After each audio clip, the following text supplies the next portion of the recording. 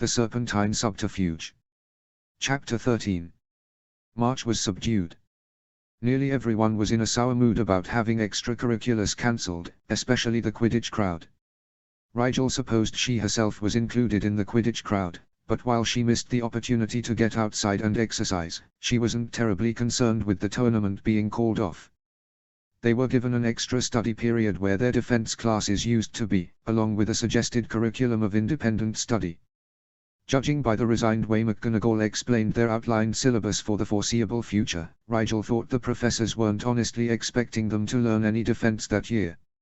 Still, independent study of any kind was probably better than listening to Lockhart monologue for an hour every day. Rigel was certainly getting a lot of her own independent work done with the mandatory increase of studying time. She had taken to spending their 2 hours in the library every evening looking up all the information needed for Flint's essays, then actually writing the essays late at night or early in the morning when no one else was around. Their library session overlapped with the Gryffindor session by an hour, so Rigel was able to collaborate with Percy for transfiguration help even though she couldn't go to the tower anymore. The first Tuesday of March, however, Rigel sought out a different member of the Weasley family during library time. Ginny Weasley was slumped over a thick, dusty book, turning the pages with one hand and resting her chin tiredly in the other. Rigel cleared her throat softly and the red-headed girl looked up with detached disinterest.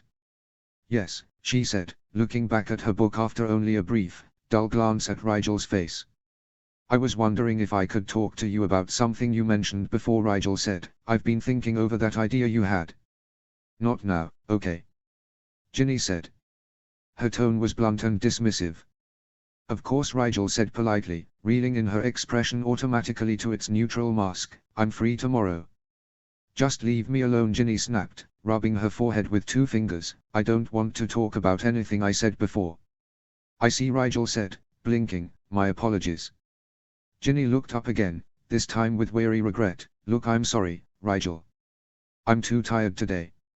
Maybe later." Rigel nodded in acceptance, though something in Ginny's voice made it seem like there would be no later. Still, Rigel couldn't let go of Ginny's idea. At first she had dismissed it as pure nonsense, but slowly the idea was growing on her. Ginny had asked her, weeks ago, about having some kind of guardian in her head, to defend her mind while she wasn't actively concentrating on it.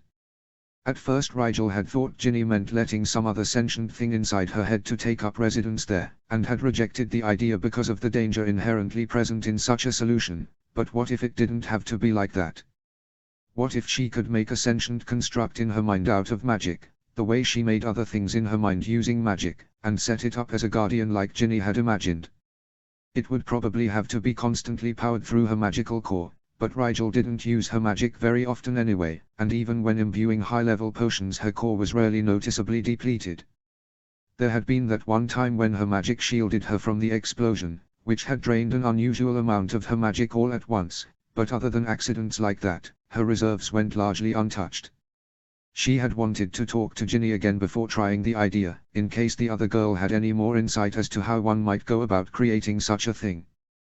Ginny seemed to have a strange, intuitive grasp of certain aspects of the mental arts, so her input would probably have been helpful. Still, Rigel was no stranger to figuring things out on her own.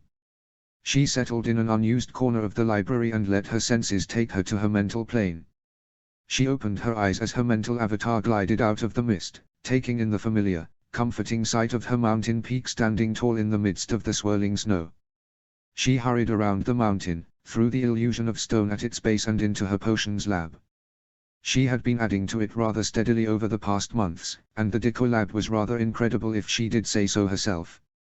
Drawing on inspiration from Snape's lab, she had added many more cabinets of ingredients to the cave walls and filled the shelves with scroll upon scroll of potion recipes, both real and fake.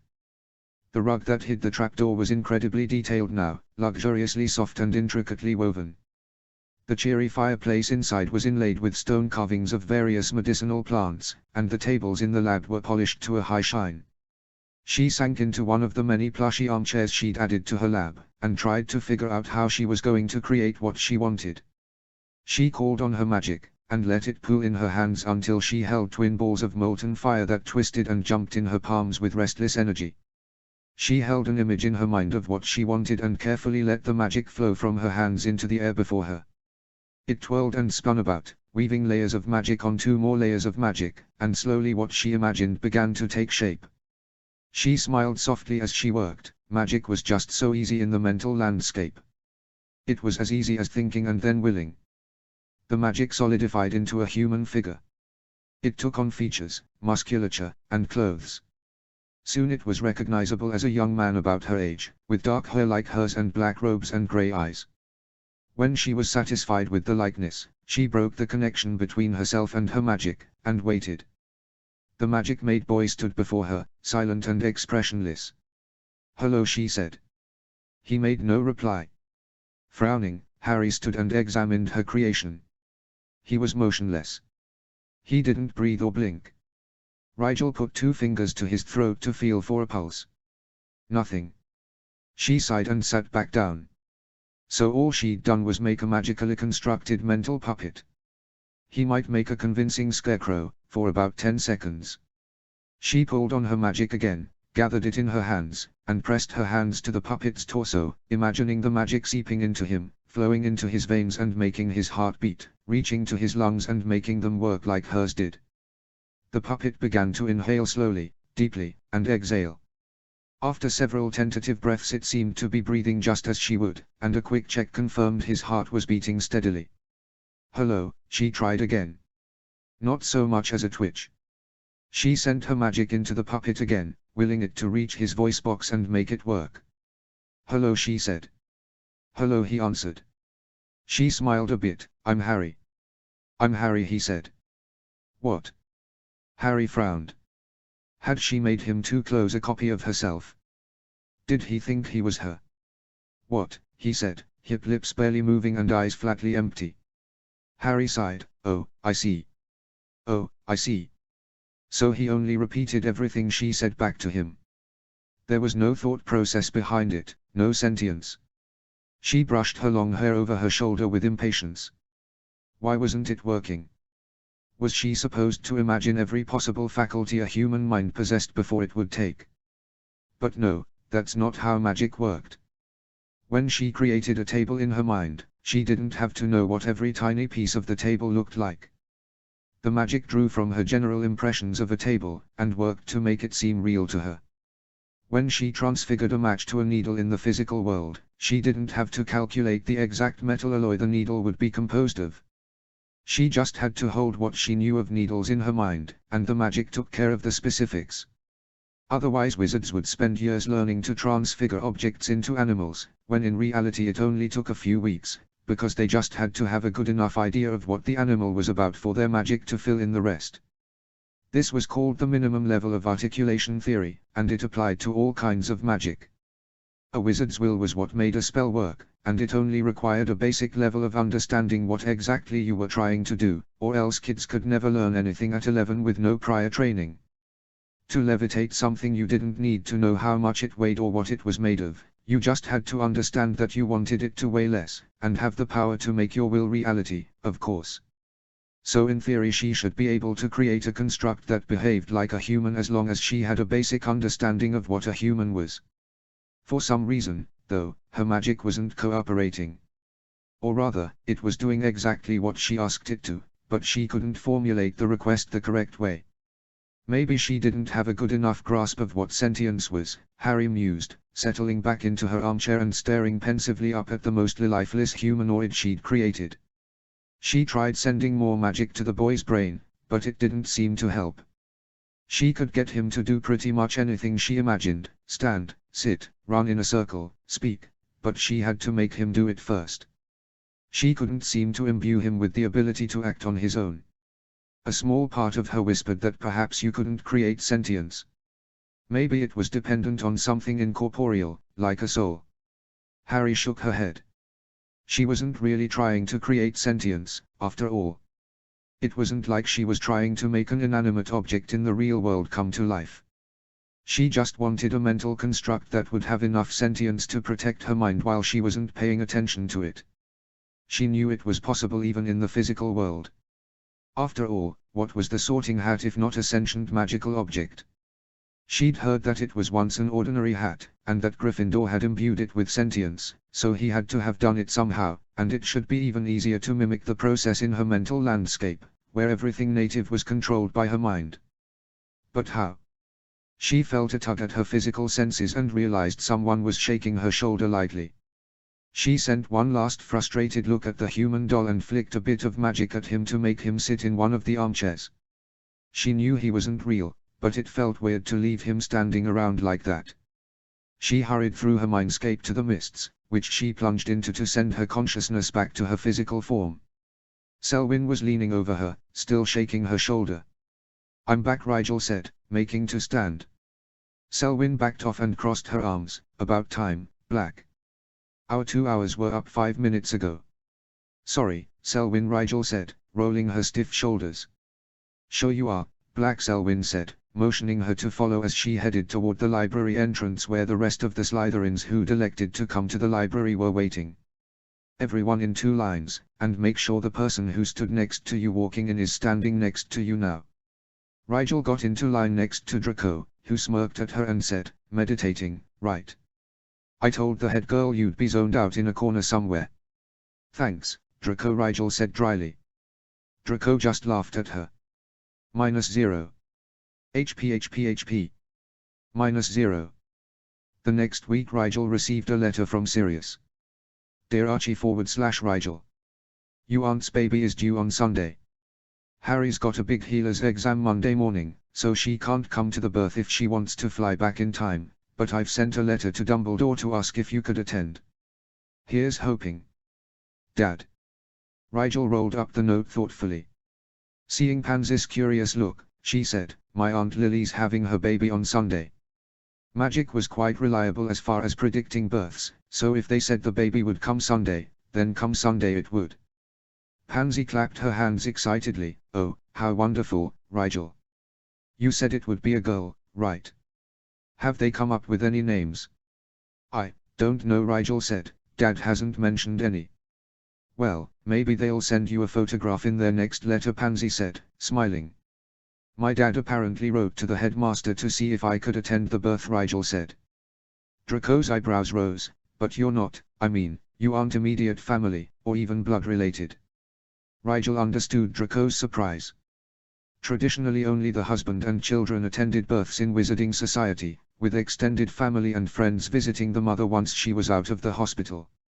"Lack of blood ties doesn't really matter in our family," Rigel said, shrugging. "We're all immediate family to each other, I suppose." "How nice," Pansy said serenely. "Well, I hope the headmaster lets you go, then." "Yes, so do I," Rigel said. It was true, sort of. She did want to see her little sister, but she wasn't sure if she could pull off being Archie for that long around all 4 of her family's adults. Sirius hadn't noticed her deceptions yet, which was a miracle in itself, but Remus was alarmingly observant at times. Still, she supposed she'd better do one thing, at least. After breakfast she caught up to Professor Snape before he left the hall. They weren't allowed to go to their professors' offices alone anymore, so most students had taken to pestering their teachers during meal times about any questions or concerns they had. It wasn't ideal, but the professors put up with it with admirable tolerance. "Professor Snape, can I talk to you for a moment?" Snape paused and turned at the door. "Certainly. This way, Mr. Black." He led her a very short distance from the great hall doors, to give her the semblance of privacy she supposed, and raised an eyebrow expectantly. "My aunt is expecting a child on Sunday," she began, but stopped when Snape jerked his head in a minute betrayal of surprise. "And?" Snape said after a moment, his face as blank as stone. And Rigel pulled her thoughts together after a moment of hesitation. "My father has written to the headmaster to ask if I would be allowed to attend the birth." "Your point, Mr. Black?" Snape said, the barest hint of impatience creeping into his tone. Rigel kept her own face blank as well. "I thought I should ask your permission as well, since my father has presumably neglected to do so." Snape didn't answer for a long moment, but when he did his voice was not nearly as impatient as before. "I see. Thank you for informing me of the situation, Mr. Black. I will of course defer to whatever the headmaster deems best." If there was an ironic twist to the latter part of his words, they both ignored it. Snape left quickly, his normally keen gaze distant and troubled by something. Maybe Rigel had caught him at a bad time. Later that evening she was interrupted as she completed a transfiguration essay, one of her own, for once, at one of the library tables. It was the headmaster, and though Rigel tried to stand he waved her back into her seat and quite casually took the seat across from her as well. "How are you this evening, Mr. Black?" he asked kindly, peering at her over his half-moon spectacles. "Well," Headmaster Rigel said, "and yourself?" Dumbledore seemed amused by her polite inquiry, as well as can be expected in these troubled times. "I'm sure we'll get the basilisk sorted out soon," Headmaster Rigel said, though why she thought she should reassure Dumbledore of all people she didn't know. "How interesting that you said we instead of you, Mr. Black," Dumbledore said mildly. "We're all in this together, aren't we?" Rigel said evenly, "Neville is a good friend of mine, and almost everyone knows someone who's been petrified. All of us have to live with the fear of attack, as well, not to mention the way the students are constrained by the lack of extracurricular freedom. The basilisk affects everyone, so it only makes sense that everyone help to stop it." "I quite agree, Mr. Black," Dumbledore said, smiling softly. "Cooperation is always the greatest tool at our disposal. But enough talk of the darkness, Mr. Black. I understand your family is expecting rather glad tidings this weekend, are you not?" "Yes," Headmaster Rigel said, "my aunt is expecting a baby girl on Sunday." "Did my father's note reach you?" "Happily, it did," Dumbledore said, "and I see no reason why you should not be allowed to celebrate a new life with your family. If it is agreeable, your head of house will escort you to St. Mungo's on Sunday morning, and will return to collect you that evening. You will travel by flu, and you will be expected to remain in your family's care until such time as you are returned to ours." Rigel agreed, but said tentatively, "Is it entirely wise to elect Professor Snape to escort me there? His relationship with my father and uncles is somewhat problematic, as I understand it." "So young to be so politically correct," Dumbledore chuckled, "but when you are old you will find that wisdom sometimes takes the appearance of incorrectness, at least to those who are not quite so wise as they might believe." Rigel felt reprimanded, though she hadn't really understood all of what Dumbledore probably meant. "Forgive me, Headmaster." "Not at all, Mr. Black," Dumbledore said, still smiling in that mildly genial way he had. "Suffice to say, dear boy, that I know something of the enmity between Professor Snape and your father, and I believe this weekend will do them both some good." Rigel suddenly had the funny feeling that Dumbledore hadn't agreed to let her go for her own sake at all, but rather as part of some intrinsically complicated long-term plan known only to him. It was actually a scary realization, that someone with so much power gave the impression of being capable of so much manipulation. Rigel made a mental note to not get on Dumbledore's bad side. Ever.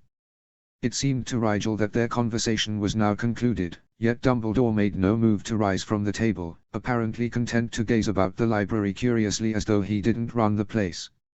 Sensing that he was going nowhere anytime soon, despite the fact that not long ago he had told her bluntly that he was a very busy man, Rigel ventured to ask, "Any luck on finding a new defense professor?"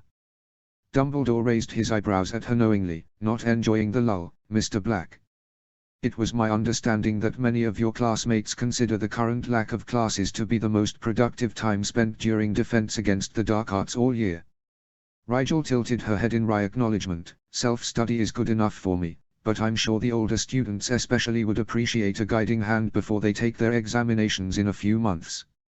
Indeed, Dumbledore inclined his head solemnly. "Do not worry overmuch for your upperclassmen friends, however.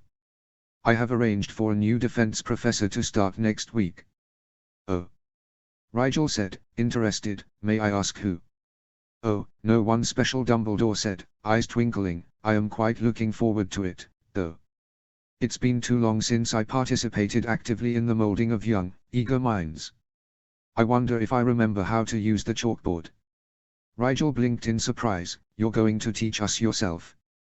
"Just until the end of the school year," Dumbledore said, smiling benignly. Rigel was a bit confused, considering Dumbledore was surely too busy to teach about 7 classes a day, but more importantly. "What about the curse?" she asked, concerned. She wasn't sure she believed in the curse. After all, Quirrell had been fired for a perfectly defensible reason, and Lockhart was clearly a victim of opportunity, but if there was really a curse on the position, it would be not good if Dumbledore fell victim to it. Dumbledore just kept twinkling at her with an air of superior amusement. I doubt the curse will catch up to me in the few months left of the term. I fully intend to find a new instructor for the fall, so the curse will be satisfied de facto in any case. Rigel wasn't sure it worked like that, if there was indeed a curse, but she was not about to disagree with the headmaster of Hogwarts, who held more power in his little finger than she would ever envy him for. A man like Dumbledore, so used to the burden of great responsibilities, surely knew what he was talking about.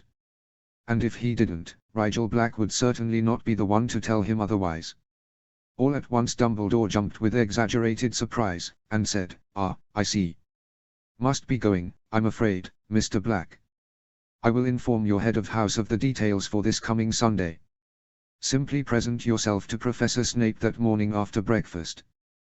Goodbye." He stood and ambled out of the library without another word, not even pausing long enough to await her reply. Rigel went back to studying with a quiet shrug. She would probably never understand Dumbledore, and there was no need to give herself a headache trying. She was just getting back into the essay she was writing when a pair of hands temporarily blinded her. "Guess who?" said a cheerful voice from behind her. "Hello, Ginny," Rigel said, waiting patiently for Ginny to remove her hands.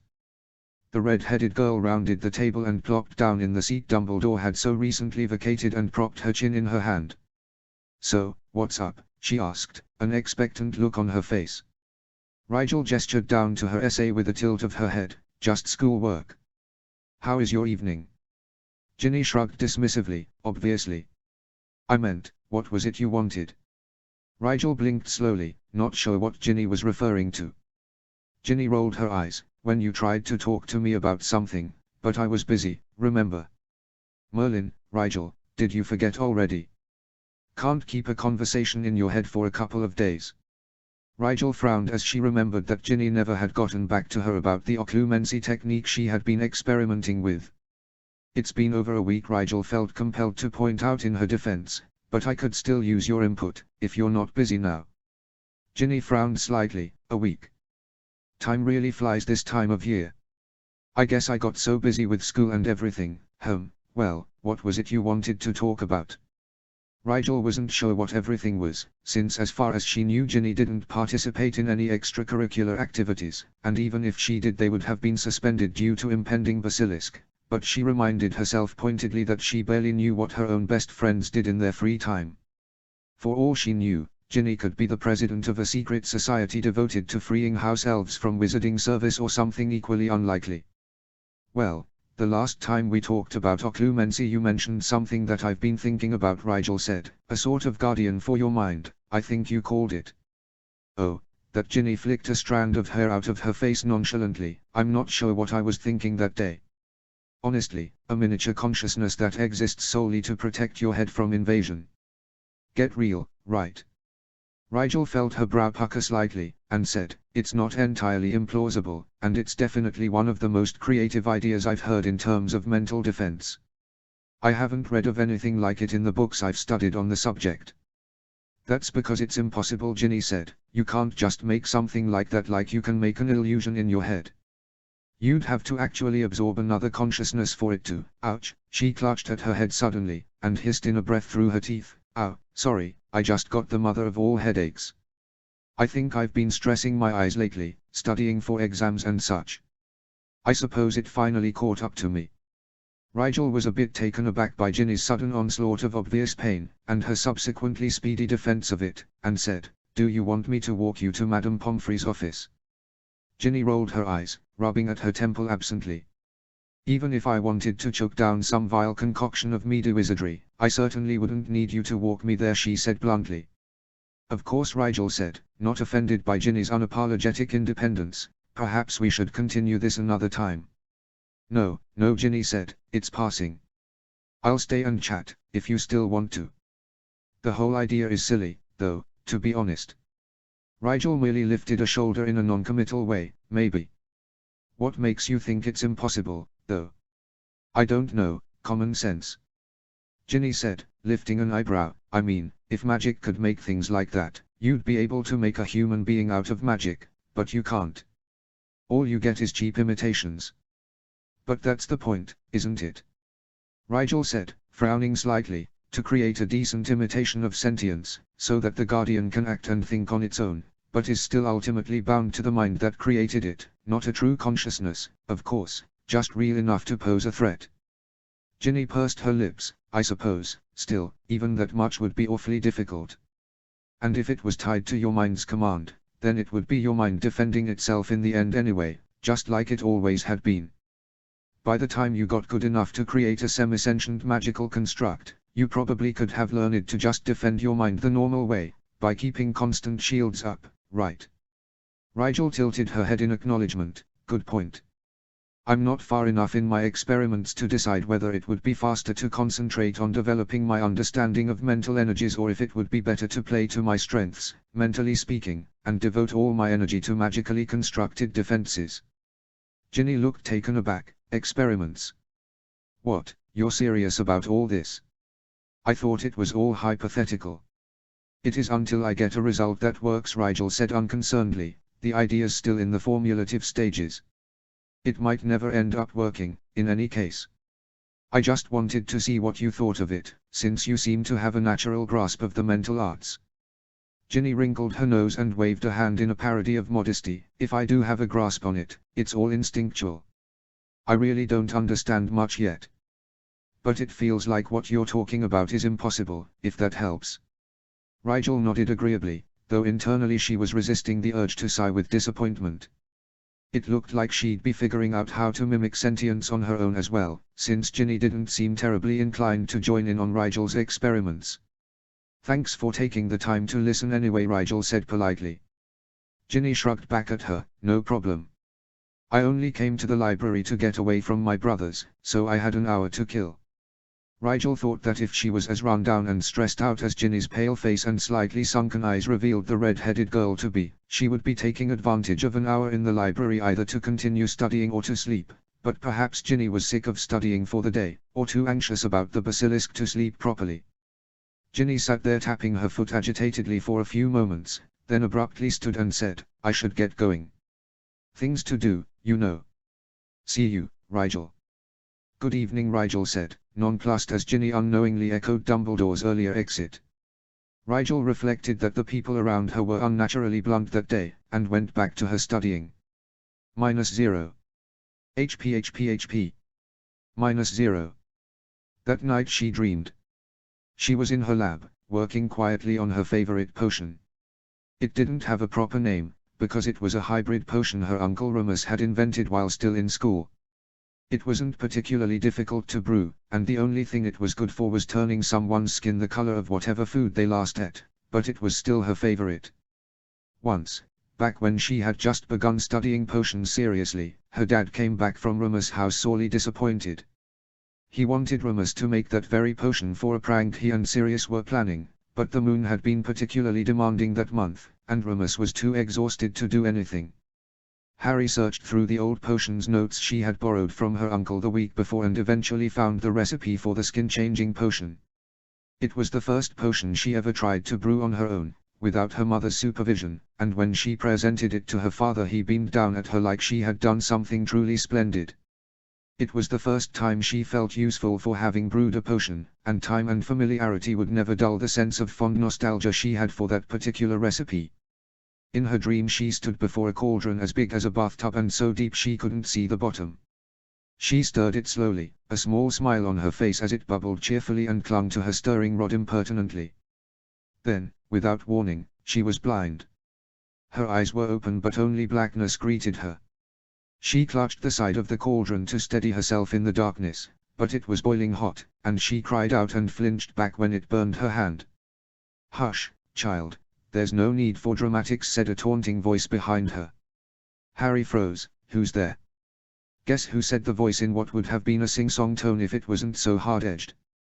Then there was laughter, crazed, echoing laughter. "Go on, guess." "You know, don't you?" "So guess." Harry shook her head blindly. "I don't know." "You don't want to know?" the voice said. It was female, and sharp with impatience. Harry stiffened as she felt fingers wrap around her head from behind. "Guess, Rigel." Ginny, Harry said, relieved. Of course, it's just you, Ginny. Is it? The voice laughed and the hands were removed. Harry could see again, and she whirled, but it wasn't Ginny behind her. It was a basilisk. She stared into its huge yellow eyes in shock, and felt her whole body freeze. She had been petrified. Her limbs stiffened, she couldn't move, she couldn't get away. The basilisk swept its tail around and knocked her backwards. She fell straight into the bubbling cauldron, down into the murky depths. She couldn't even feel her body as it sank, beyond a sense of slow, inevitable suffocation. Then a hand reached in and hauled her out. She broke the surface of the water, and realized she was in Grimmauld Place's underground pool. Archie pulled her the rest of the way out of the water and up onto the stairs. "What are you doing, Harry? We're late." He ran off upstairs and Harry ran after him. Her clothes were dry now, but they weren't her potions robes. She was dressed in a long summer skirt, instead. Archie led her through the flue and they emerged at St. Mungo's Hospital.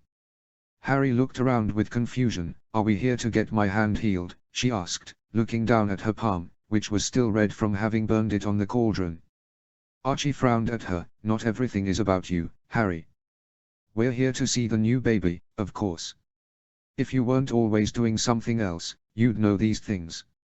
"Oh," Harry said, following Archie down a hallway. "Sorry." Archie opened one of the doors and Harry saw her mother propped up in bed, holding a pretty baby girl with long, red hair and bright green eyes.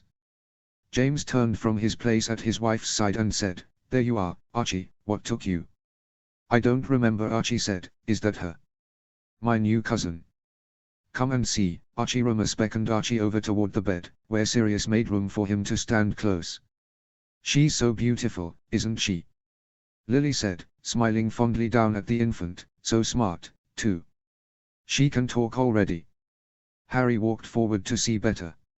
As she drew near, the baby girl opened her mouth and a long string of hisses came out. "The baby speaks Parseltongue." Harry gasped. "What's this?"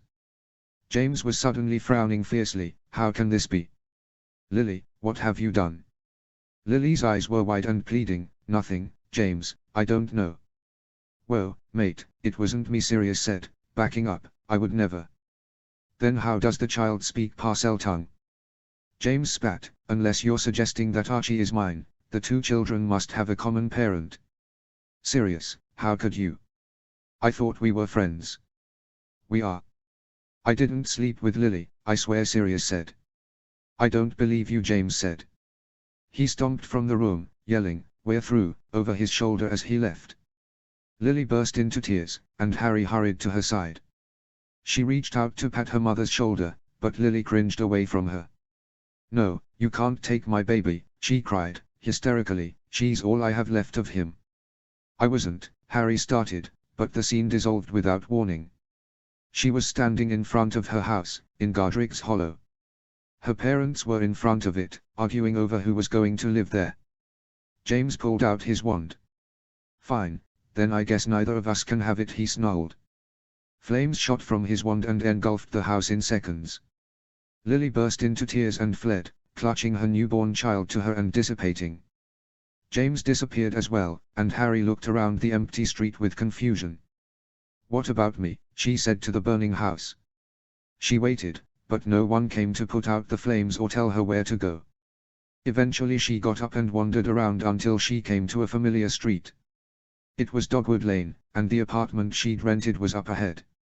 She hurried inside, suddenly cold and tired, but when she stepped into the house it wasn't any warmer. The whole place was empty, no furniture, no anything. Harry felt like crying when she realized that all of her potion things had been inside her parents' house when it burned. She sank to the dusty floor and hugged her knees to her chest, staring at the front door. No one came through it. Then she realized that no one was going to come for her. Her friends didn't know she was lost, her family didn't know who she was, and no one knew where to find her. And that was her fault, because she'd never told them. "I'm all alone," she told the empty house. "No, you're not." The voice wasn't coming from anywhere. "You'll never be alone." It was coming from inside of her. She peered down and saw a ball of fire where her stomach was supposed to be. "I'm the only thing you can't escape," The fire was speaking to her. It rippled and shifted, then it became smooth as glass, and as she looked into it she could see her own face. But the face in the fire mirror was smirking, and it shimmered with an aura of pure magic. "Don't you see? I'm all that's left when the world leaves you behind." Harry shook her head, but her reflection stayed still, just gazing pityingly at her. "Poor dear," it said condescendingly, "don't you recognize yourself anymore?" "You're not me," Harry said, voice shaking. "Maybe I'm not the part you admit to," her reflection shrugged, "but never doubt that I'm in here, waiting." "Waiting for what?" Harry asked.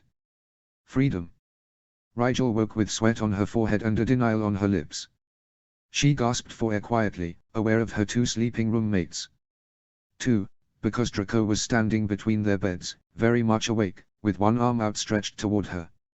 "Oh," he said quietly, lowering his hand, "I was about to wake you." "All right." Rigel nodded, "Just fine."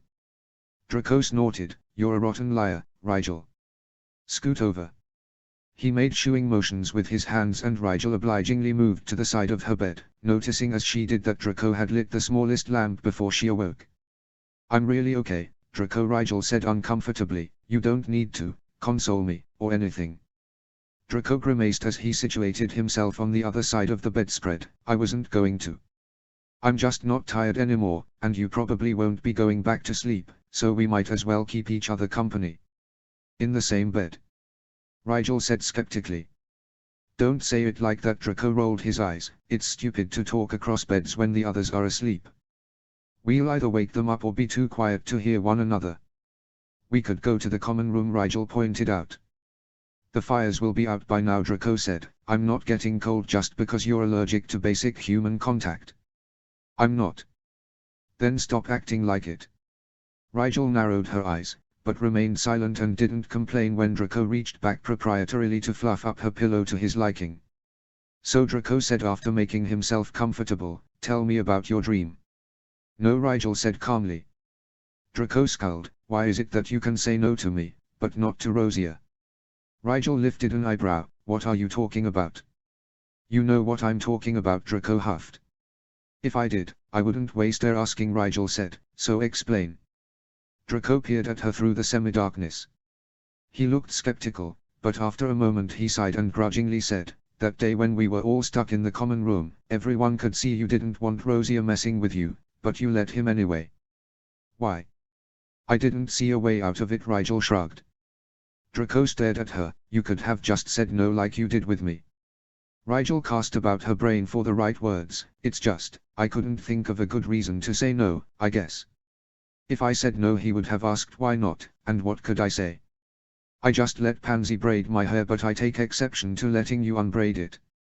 Rosia is annoying sometimes, but he's also sort of my friend, and it would have been rude to blatantly reject his overtures of friendship just because it made me uncomfortable."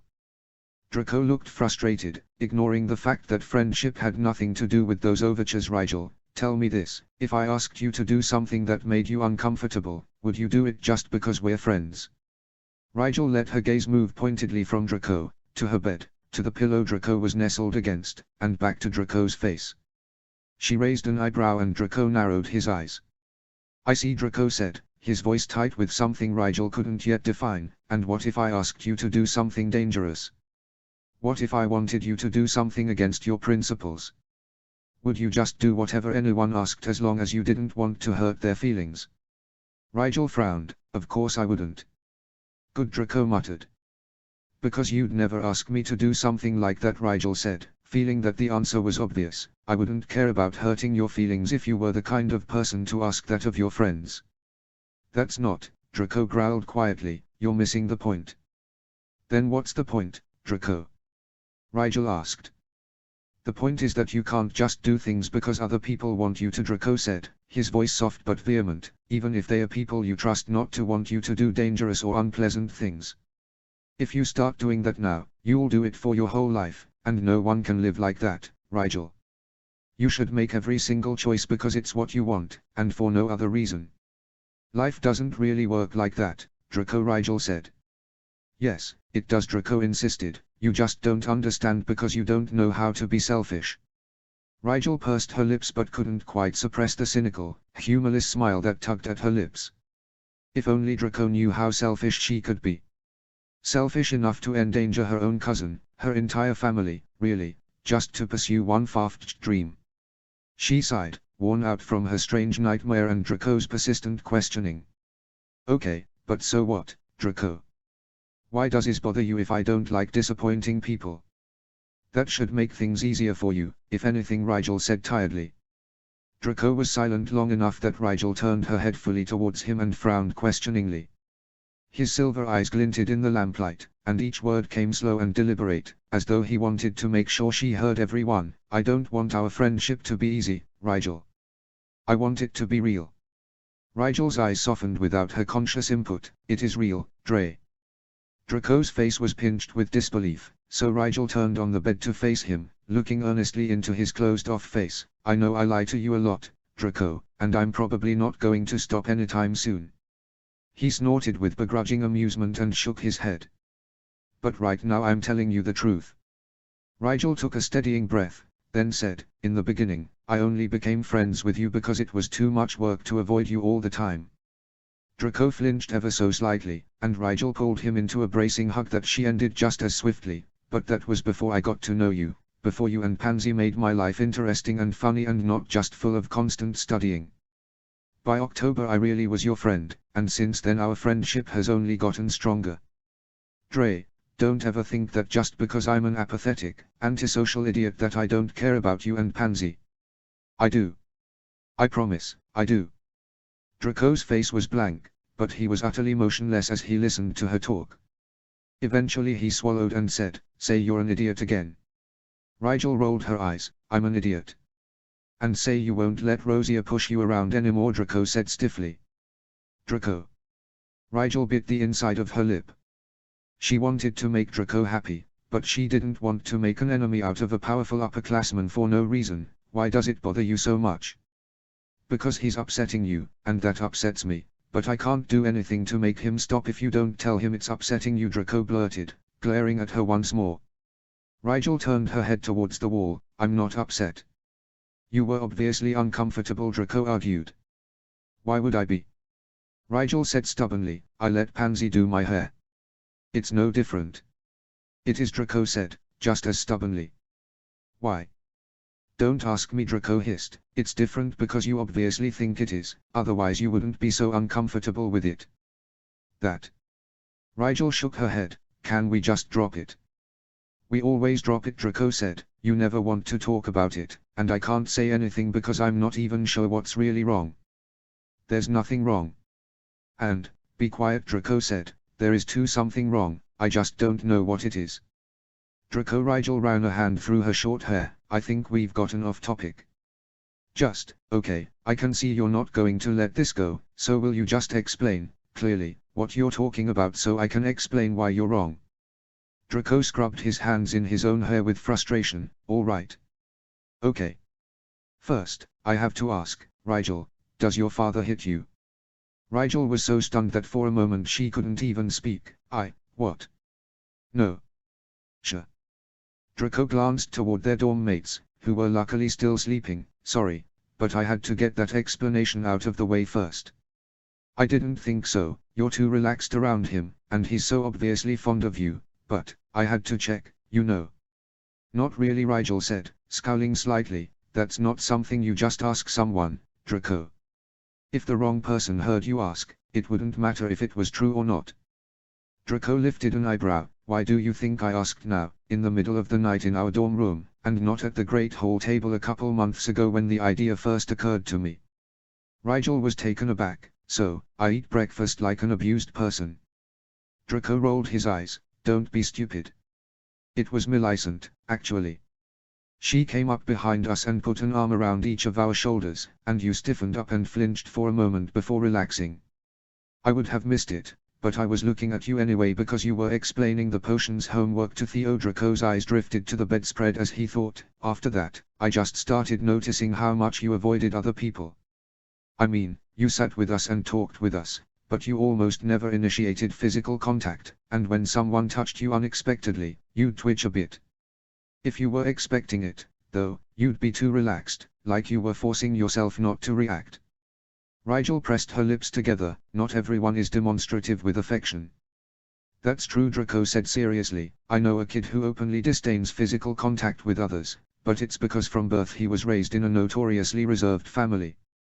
Your dad gives out hugs like Dumbledore gives out lemon drops, though, so you aren't repressed because of the environment you grew up in. Don't you see why it's confusing?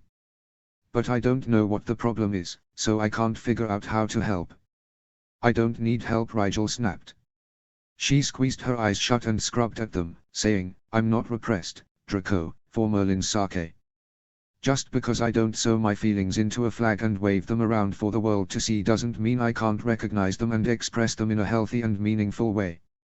You're accusing me of being some kind of emotional defect, like a muggle robot or something.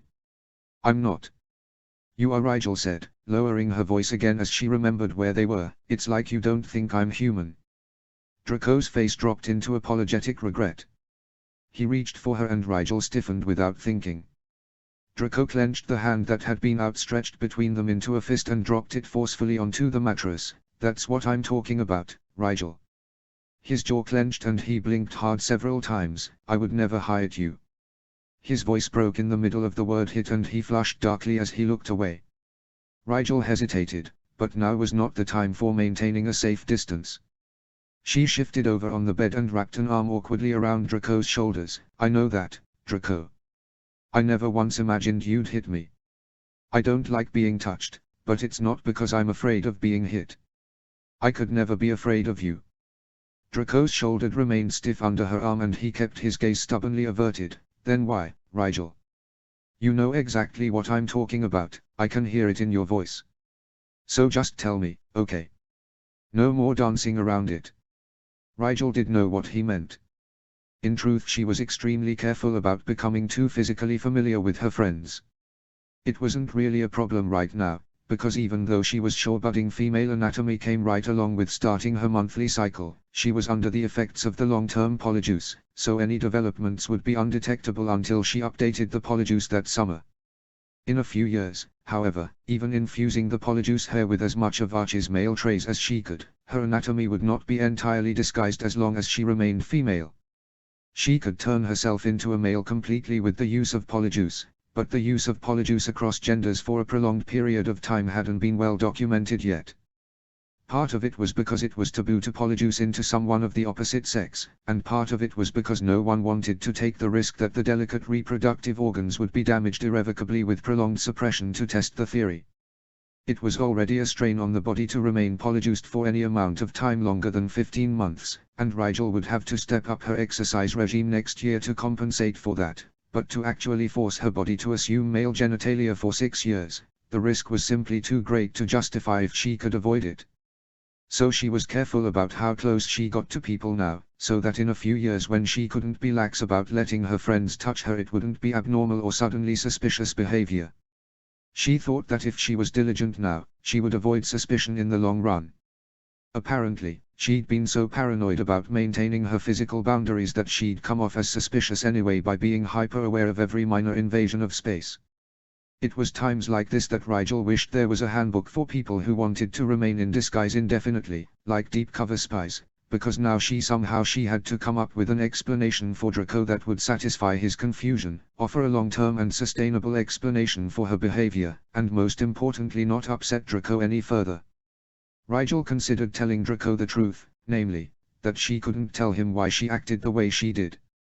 While it would ease her conscience to avoid lying, she also knew that such an answer would only make her friend more frustrated and determined to figure out the underlying cause.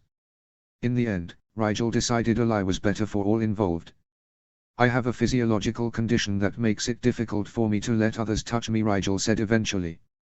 She defended her words mentally by thinking that at least that was almost the truth, that is, if one considered female anatomy to be a physiological condition, and if one also considered the awkward social effects of disguising said anatomy to be a kind of difficulty, well, it was sort of true. If you stretched the definition of truth until it was more like the definition of untruth. At least it was vague enough to be inconclusive, with the added benefit of hinting at some underlying insecurity that would make her soft-throated friends reluctant to pry too far. Indeed, Draco's eyes already held something like sympathy in their silver depths as he looked over at her. "Is that why you don't like healers?" he asked. "Because they remind you of it?" "Sort of," Rigel said, warming up to the half-true tale she was spinning on the spot. "It's just rather personal, and I prefer not to regale every healer I meet with my medical history." Draco's eyes widened in understanding. "Madame Pomfrey doesn't know, and you avoid her so she won't find out about your condition." Rigel shrugged one shoulder in what she hoped was a non-committal way. Draco turned beneath her arm and wrapped his own arms around her torso. "I'm sorry, Rigel, but thank you for telling me." Rigel awkwardly patted Draco on the back, and the blonde boy started and jerked back from her suddenly. "I'm sorry. You just told me, but I wasn't thinking. Does it hurt?" Rigel shook her head slowly, feeling guilty but a bit amused at Draco's earnest reaction. "It was actually quite endearing. It isn't painful.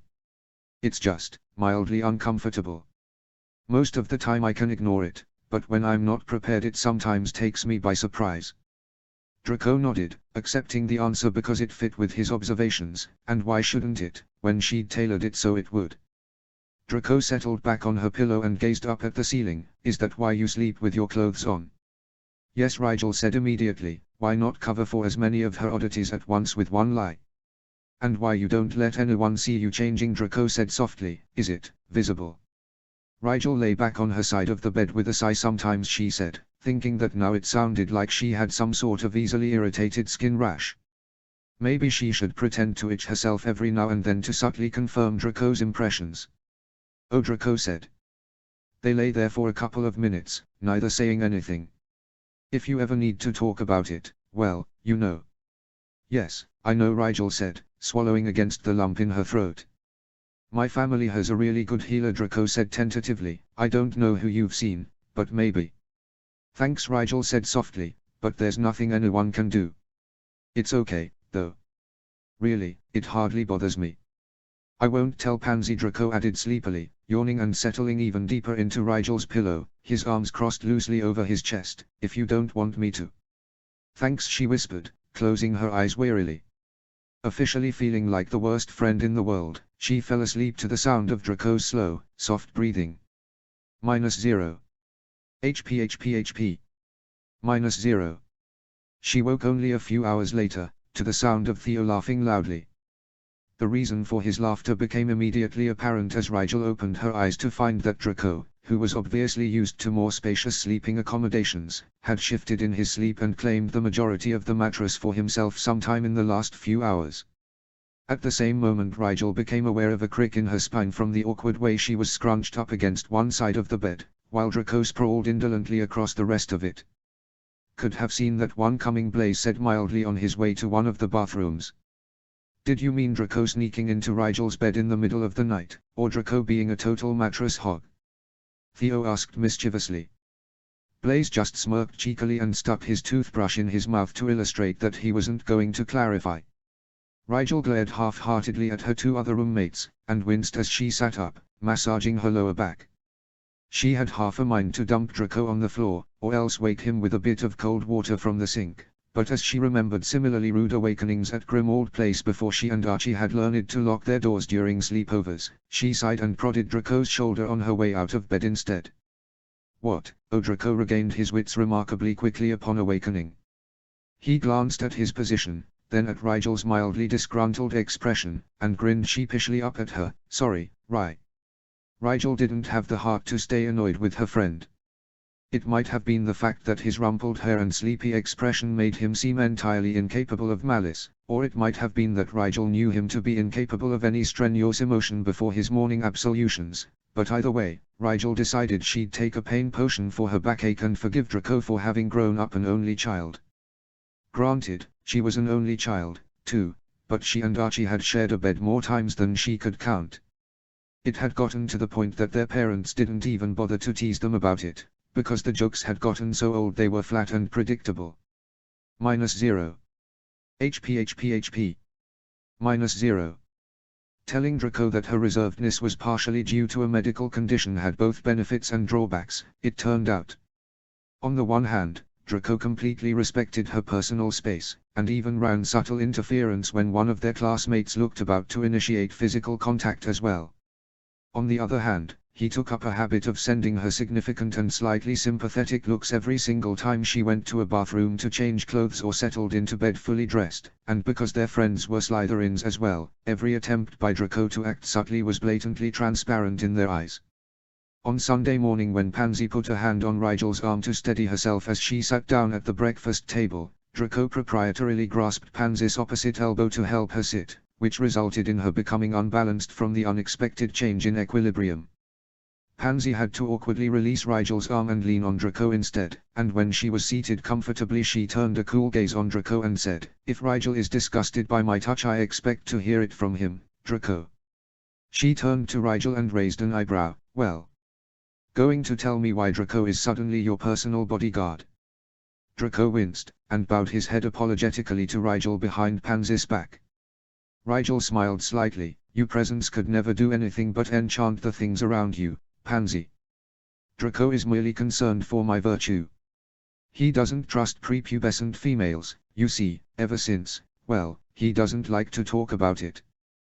Draco spluttered a denial and Pansy's lips turned upwards. "I should have known it was just Draco taking his delusions too far again," the blonde girl sighed.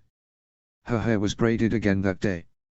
Since she was growing it out, it was in an awkward stage between too long to wear down respectably and too short to pull back, so she had taken to securing it in double French braids instead. "It's not his fault," Rigel said. "I really should have said something sooner, but I do so hate disappointing our Draco." Pansy nodded sagely. "It can be difficult to deny the boy, something about those innocent eyes and earnest expression is just so heartwarming." Draco scowled fiercely. "I am neither innocent nor heartwarming, and I would thank you not to make such heinous aspersions on my character within the hearing of my peers." "I doubt anything they say will change our opinion of you," Draco Blaze said mildly from across the table. Draco narrowed his eyes. "That was an insult, wasn't it? I know about those kinds of statements. It relies on me having an overly inflated opinion of my own self-worth, which causes me to overlook the slight by thinking you were complimenting my already existing merit when in fact you were implying you could never be fooled into thinking I had any to start with." He smirked triumphantly, and Rigel could tell by the tone of his voice, confident, proud, and a tiny bit fond, that this was something else his father had taught him. Blaze smiled in an amused way. "Are you saying the insult didn't work because your understanding of yourself is good enough that it matches our own estimation of your worth?" "Yee." Draco snapped his mouth shut and thought for a moment. "No. I'm not falling for that either. It didn't work because I'm too smart for you." Clearly, Blaze said, openly grinning now. "As much as I enjoy watching Mr. Malfoy flounder for words, it is time to go." Mr. Black. Professor Snape had approached the Slytherin table while they were talking. "Give our regards to your father," Rigel Pansy said, smiling with excitement even though she had never met Lily Potter, and would likely never meet her unborn child either. "And my mother's," Draco added quickly. "She'll want to hear about the baby, so it might be easier if you just tell your father to write her." She nodded easily and got up to follow her head of house out of the hall. Snape led her to his office, where he had a flue fireplace warded heavily against detection. Usually it wasn't even visible, but when Snape waved his wand the section of the wall where the fireplace was expanded smoothly to reveal the flue. Snape lit the heart with a negligent flick of his wand and summoned flue powder from behind his desk just as easily. He didn't speak until he tossed a handful of flue powder into the flames and said, "After you, Mr. Black." Rigel stepped into the fireplace and said, "St. Mungo's Hospital." The hospital flue could be accessed by simply saying Street Mungo's or by saying hospital and was designed to be more forgiving in terms of vocal pattern recognition than most flue addresses due to the fact that many people who attempted to use the hospital flue were in states of upset, but Sirius used to tell them that he'd once ended up in a Mongolian whorehouse because he mispronounced his flue destination, so Rigel made it a point to be careful. Then again, Rigel reflected as the nauseating sensation of flue travel washed over her. When Remus told the story, it turned out James had looked up the flue address for the Mongolian whorehouse in the flue directory and then told Sirius it was his grandmother's flue address as a prank. She stumbled into the lobby and stood off to the side until Snape came through. There were 5 flue ports into St. Mungo's lobby, so it wasn't surprising that Snape appeared 3 fireplaces down from Rigel. She walked over to him and followed him to the receptionist desk. "Maternity ward," Snape said sharply, though the stern woman behind the desk, who reminded Rigel of Madame Pince, didn't bat a lash. Rigel supposed she'd seen it all. "Name," the receptionist said, just as sharply. "Potter." Rigel hadn't known her last name could sound like poison, but she was suddenly a little more glad that she had met Professor Snape as Rigel Black instead of Harry Potter. Sirius always said Snape hated James more, but Rigel hadn't really registered that fact until she heard him spit her last name, as though the very thought of the people attached to it both aggravated and disgusted him. For one quiet moment she hoped Snape never found out who she was. She didn't think she could bear that tone of voice aimed at her. "Room 839, the lady said with an unimpressed drawl. With a short nod, Snape dismissed her and turned to Rigel, saying, "I will collect you at sunset." Rigel nodded in agreement, glad that Snape, for all his obvious disdain for her family, had a sense of discretion on a day like today. Or maybe he just didn't think he could stomach the sight of his hated schoolmates. Either way, Rigel wouldn't have to juggle Archie and Rigel's personalities, so she wasn't complaining. She followed the signs up to the 8th floor and asked a passing Mediwitch what hallway to take. Eventually she found herself outside room 839. She paused for a moment at the door, but quickly shook herself back to reality. Real life was nothing like her dreams. She didn't knock, because Archie wouldn't dream of doing so, and she grinned brightly as she stuck her head inside. "Aunt Lily. You in there? Where's my new cousin?" Lily was pacing, stomach bigger than ever, one hand on her lower back and the other holding James' hand as he paced alongside her. Sirius was lounging indolently at the foot of the hospital bed, and Remus was sitting in one of the chairs in the corner. "Archie." Sirius sprang up from the bed and rushed over to pull her into a hug. He squeezed a bit too tight, but Rigel only smiled up at him, just in time. "I think Lily's about to redefine the color puce." Lily, whose face was indeed darkly flushed and sweaty, glared at Sirius. "You better believe that once I'm not swelled up like a balloon I'm going to hunt you down and gut you for that, Sirius." "Really, Sirius, haven't you any sense of self-preservation?" Remus shook his head without looking up from the manual he was pursuing. "Today of all days." "I assumed she would be more mellow considering all the potions that half-baked Mediwizard has been shoving down her throat," Sirius said flippantly, shrugging elegantly as he gave Rigel's head a quick pat and went back to his place on the bed. "I'll give you mellow, you overgrown mutt," Lily grumbled. James ran a soothing hand down Lily's hair and the redhead's face softened until she smiled tiredly. She went back to pacing without moving to strangle Sirius, so Rigel guessed her mother was making allowances for him considering their location. Sirius got along okay in the children's ward, enjoyed himself, even goofing around with the kids who saw far too little joy, but he became seriously edgy when trapped in a patient room. It was a remnant of all the hours he spent in a room just like this one when Diana was sick. Rigel had only seen him like this a couple of times when one of her and Archie's mishaps had landed them with injuries too troublesome to deal with at home, but Sirius was markedly different in a hospital room. He was more flippant, more sarcastic. His insults were just a hair too sharp, and his good cheer just a tad too forced.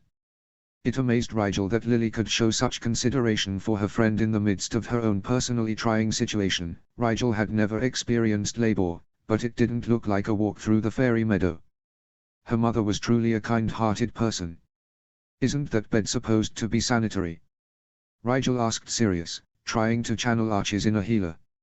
"You can sanitize it when I get off it," then Sirius said, waving a hand negligently. "Or isn't the ungodly tuition James sends to that American school showing any benefits yet?" Sirius, Remus admonished quietly, though even Rigel could tell his heart wasn't really in the rebuke.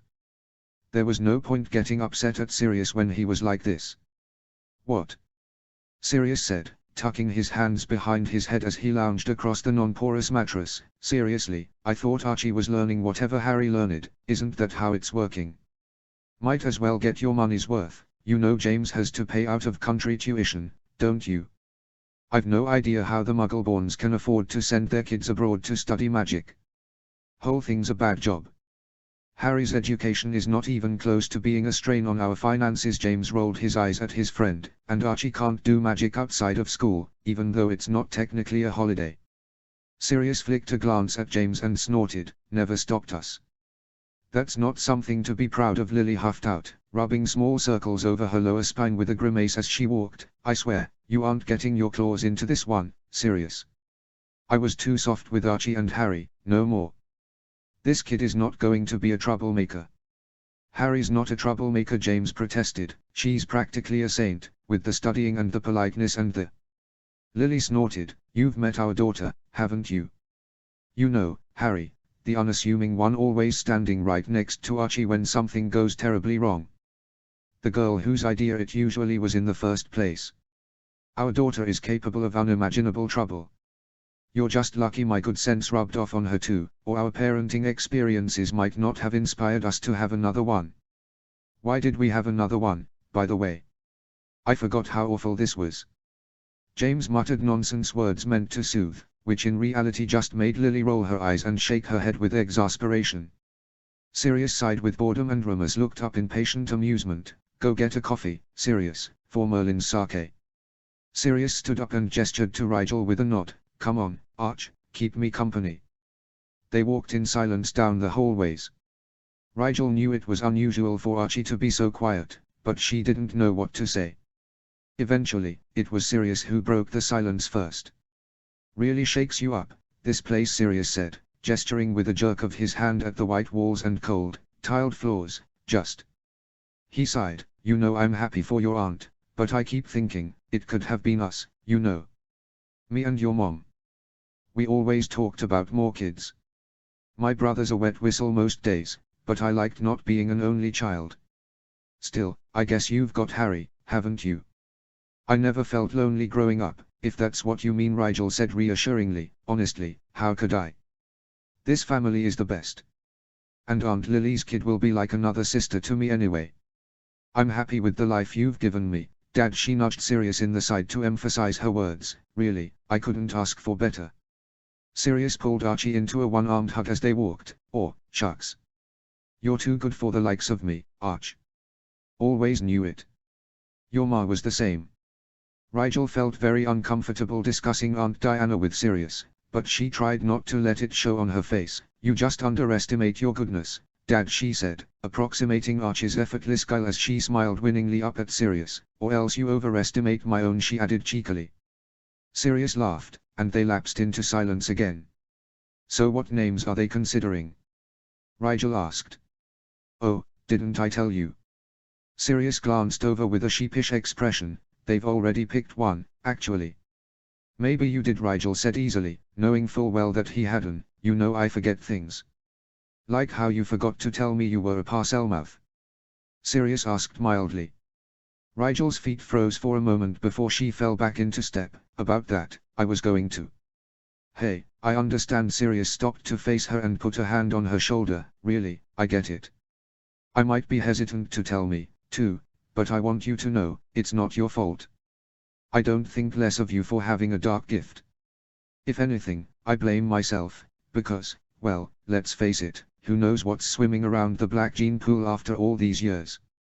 So, don't feel guilty or anything for having it or for keeping it to yourself. Sometimes kids just like to have secrets, don't they? I remember.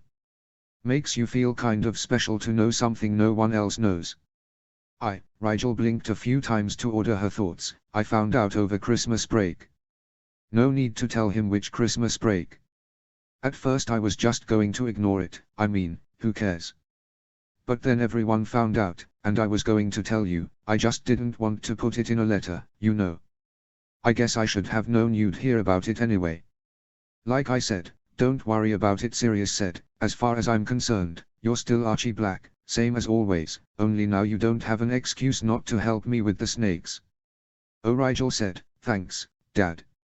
Sorry well, thanks. About the snakes, though, I'd rather not use it if I don't have to. I mean, it's caused so much trouble already, so, is it okay if we just pretend I don't have it? Don't look so worried. Sport. Sirius grinned down at her and ruffled her hair before stepping into the elevator that would take them to the cafeteria. We'll do whatever you want. Rigel was glad her parcel tongue hadn't put another wedge in Sirius and Archie's relationship, but still, she couldn't help but think that Sirius's reaction to her gift, despite being couched in terms of understanding and acceptance, hadn't been nearly as comforting as he'd probably meant it. Her friends had been a bit over-enthusiastic about the whole thing, but they'd never made her feel like she was expected to be ashamed of it. Not that Rigel could blame him. If Archie had turned up with parcel tongue, he may have felt exactly how Sirius expected her to, since Archie was well aware of his father's sometimes irrational dislike for all things that could possibly be associated with his dark family upbringing. Not to mention the hospital probably made it worse for Sirius to try and talk about things he already found depressing and distressing. So she leaned over and hugged him fiercely before the elevator let them out at the cafeteria level, then said, "You never said what the name they decided on was, Dad." Sirius smiled, but there was a hint of sadness to it. "They're naming her Adriana." Rigel immediately connected the similarity between Adriana and Diana. She wasn't sure whether having a constant reminder of Aunt Diana would be good for Sirius or not, but she could see he was touched by the gesture. "Adriana Potter," she said, trying it out. "Well, she'll need a nickname. Adriana's a bit of a mouthful for anyone not at least 30. Anna," Sirius suggested.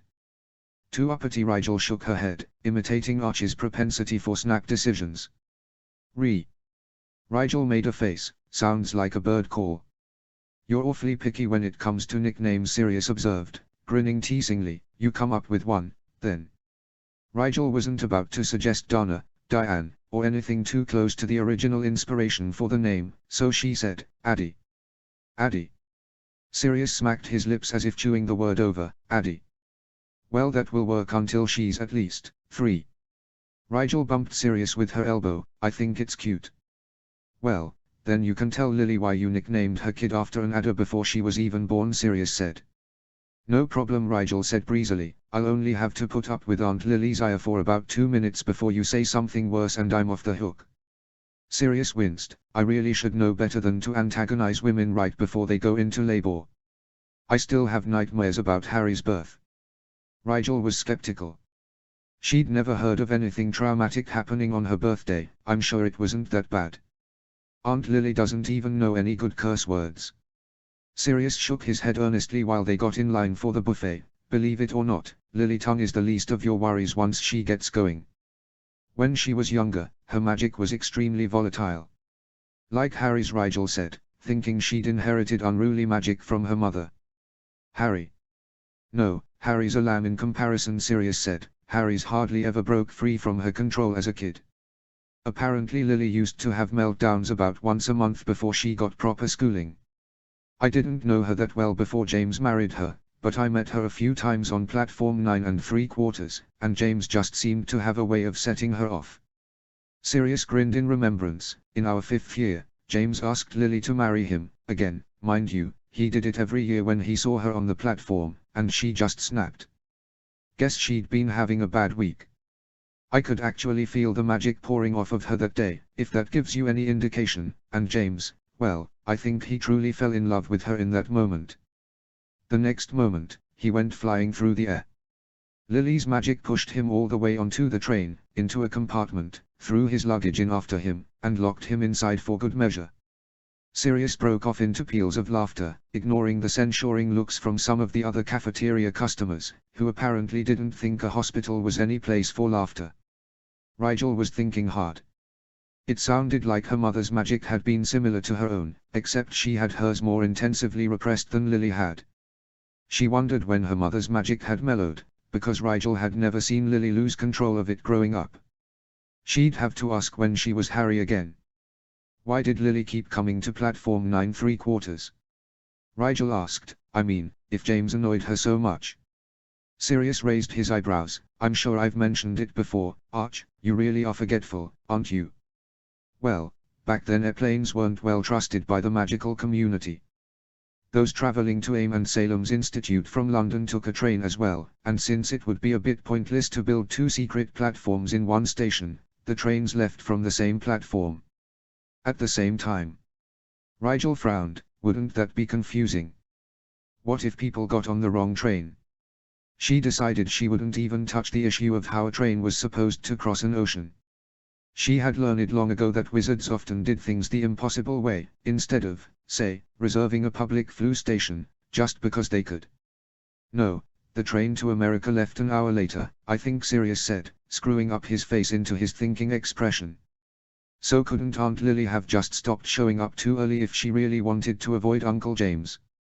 Rigel asked, "Or did she secretly fancy him even then?" Sirius snorted. No secret how Lily felt back then, she really couldn't stand your Uncle James. Every year he'd get down on bended knee and ask for her hand, and every year she yelled at him like a banshee to leave her alone.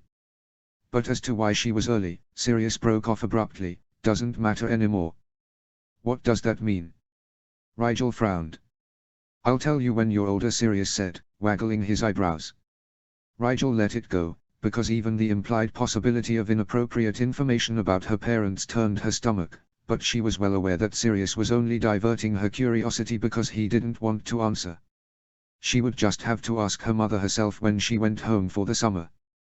They paid for their food and chatted about other things while they ate. Classes, Quidditch. Sirius was horrified to learn that matches had been postponed indefinitely until the basilisk was caught. More horrified, in fact, than he was when Rigel told him there was a basilisk roaming about the school. Never seen one, Sirius said, bet it'd be worth a look. Not if it was the last thing you ever saw, Rigel pointed out wryly. Sirius blinked at her. Well, someone has been writing to Harry too often.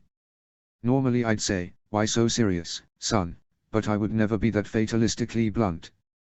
Rigel let her lips smile sheepishly. Yeah, guess so. But shouldn't you be more, I don't know, worried about a giant basilisk running about your son's boarding school? Well, if it's a basilisk, I doubt it really runs anywhere, Sirius said reasonably. At Rigel's raised eyebrow he chuckled. Archie, Dumbledore is the greatest wizard of our time. If evil is stupid enough to show itself right under the headmaster's nose, you can be sure it won't be around to annoy you for long. Dumbledore will take care of the basilisk. You just keep your Quidditch game up for when the cup is reinstated. And Rigel's still troubled expression, Sirius sighed and said, look, I learned my lesson last year, okay? I'd forgotten how much trouble I got into as a kid until I was getting letters from the headmaster about kids dropping into comas. I was so worried last year, but you came home safe and sound, just like Dumbledore said you would. I guess what I'm trying to say is that I remember how much didn't get sent home about what went on at school, but nothing really bad ever happened to us there. So I could spend all my time worrying about you, or I could trust you, and trust Dumbledore, to stay safe and act in your best interests. Rigel absorbed that thoughtfully. On the one hand, Sirius was more trusting of Dumbledore than even Rigel had realized, but on the other, a lack of questions on Sirius' part could only be a good thing as far as her secrets were concerned.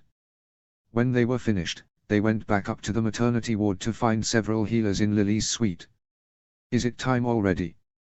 Sirius said cheerfully, seeing Lily propped up on the bed. Also, I hope you sanitized that first. Already? Lily growled, I've been having abdominal spasms for hours, Sirius. Yeah, but, actually, I guess I can give you that one, Sirius said thoughtfully. Well, if you need me I'll be outside. Without further ado, Sirius wished Lily good luck, told James not to faint again, and left the hospital room quickly. You'd think someone who was both an ERA and a part-time hospital volunteer would have a stronger stomach, Remus said thoughtfully, but I suppose he'd be more hindrance than anything at this point. Is there something I can do to help, Lily?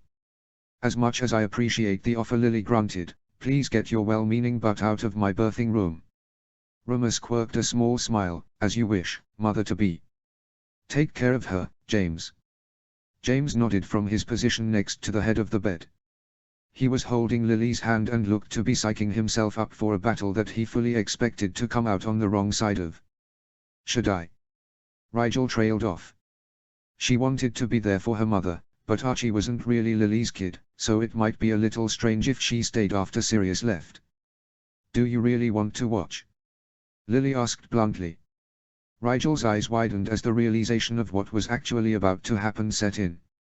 She had a vague idea of childbirth, of course, but, thinking about it in the immediate, practical sense was frankly unnerving. Call us when you're recovered, Aunt Lily, Rigel said, trying not to grimace. Good luck. Be careful, she added to the healers on her way out, because Archie would definitely have said the same. They waited in the hall for a while, but eventually the three of them couldn't pace anymore, so they retreated to a small waiting room just down the hall. It didn't take more than an hour, really, but it felt like forever just sitting there trying not to think about what was going on down the hall. Then, an assistant healer came for them. You three are with the Potters, right? At Remus' soft confirmation she immediately said, both mother and daughter are doing fine. There were no complications, and the Potters are ready to see you now. Remus and Sirius both sighed in relief. Rigel thanked magic that her mother was okay, and shut her eyes against her brain trying to imagine what exactly entailed a complication.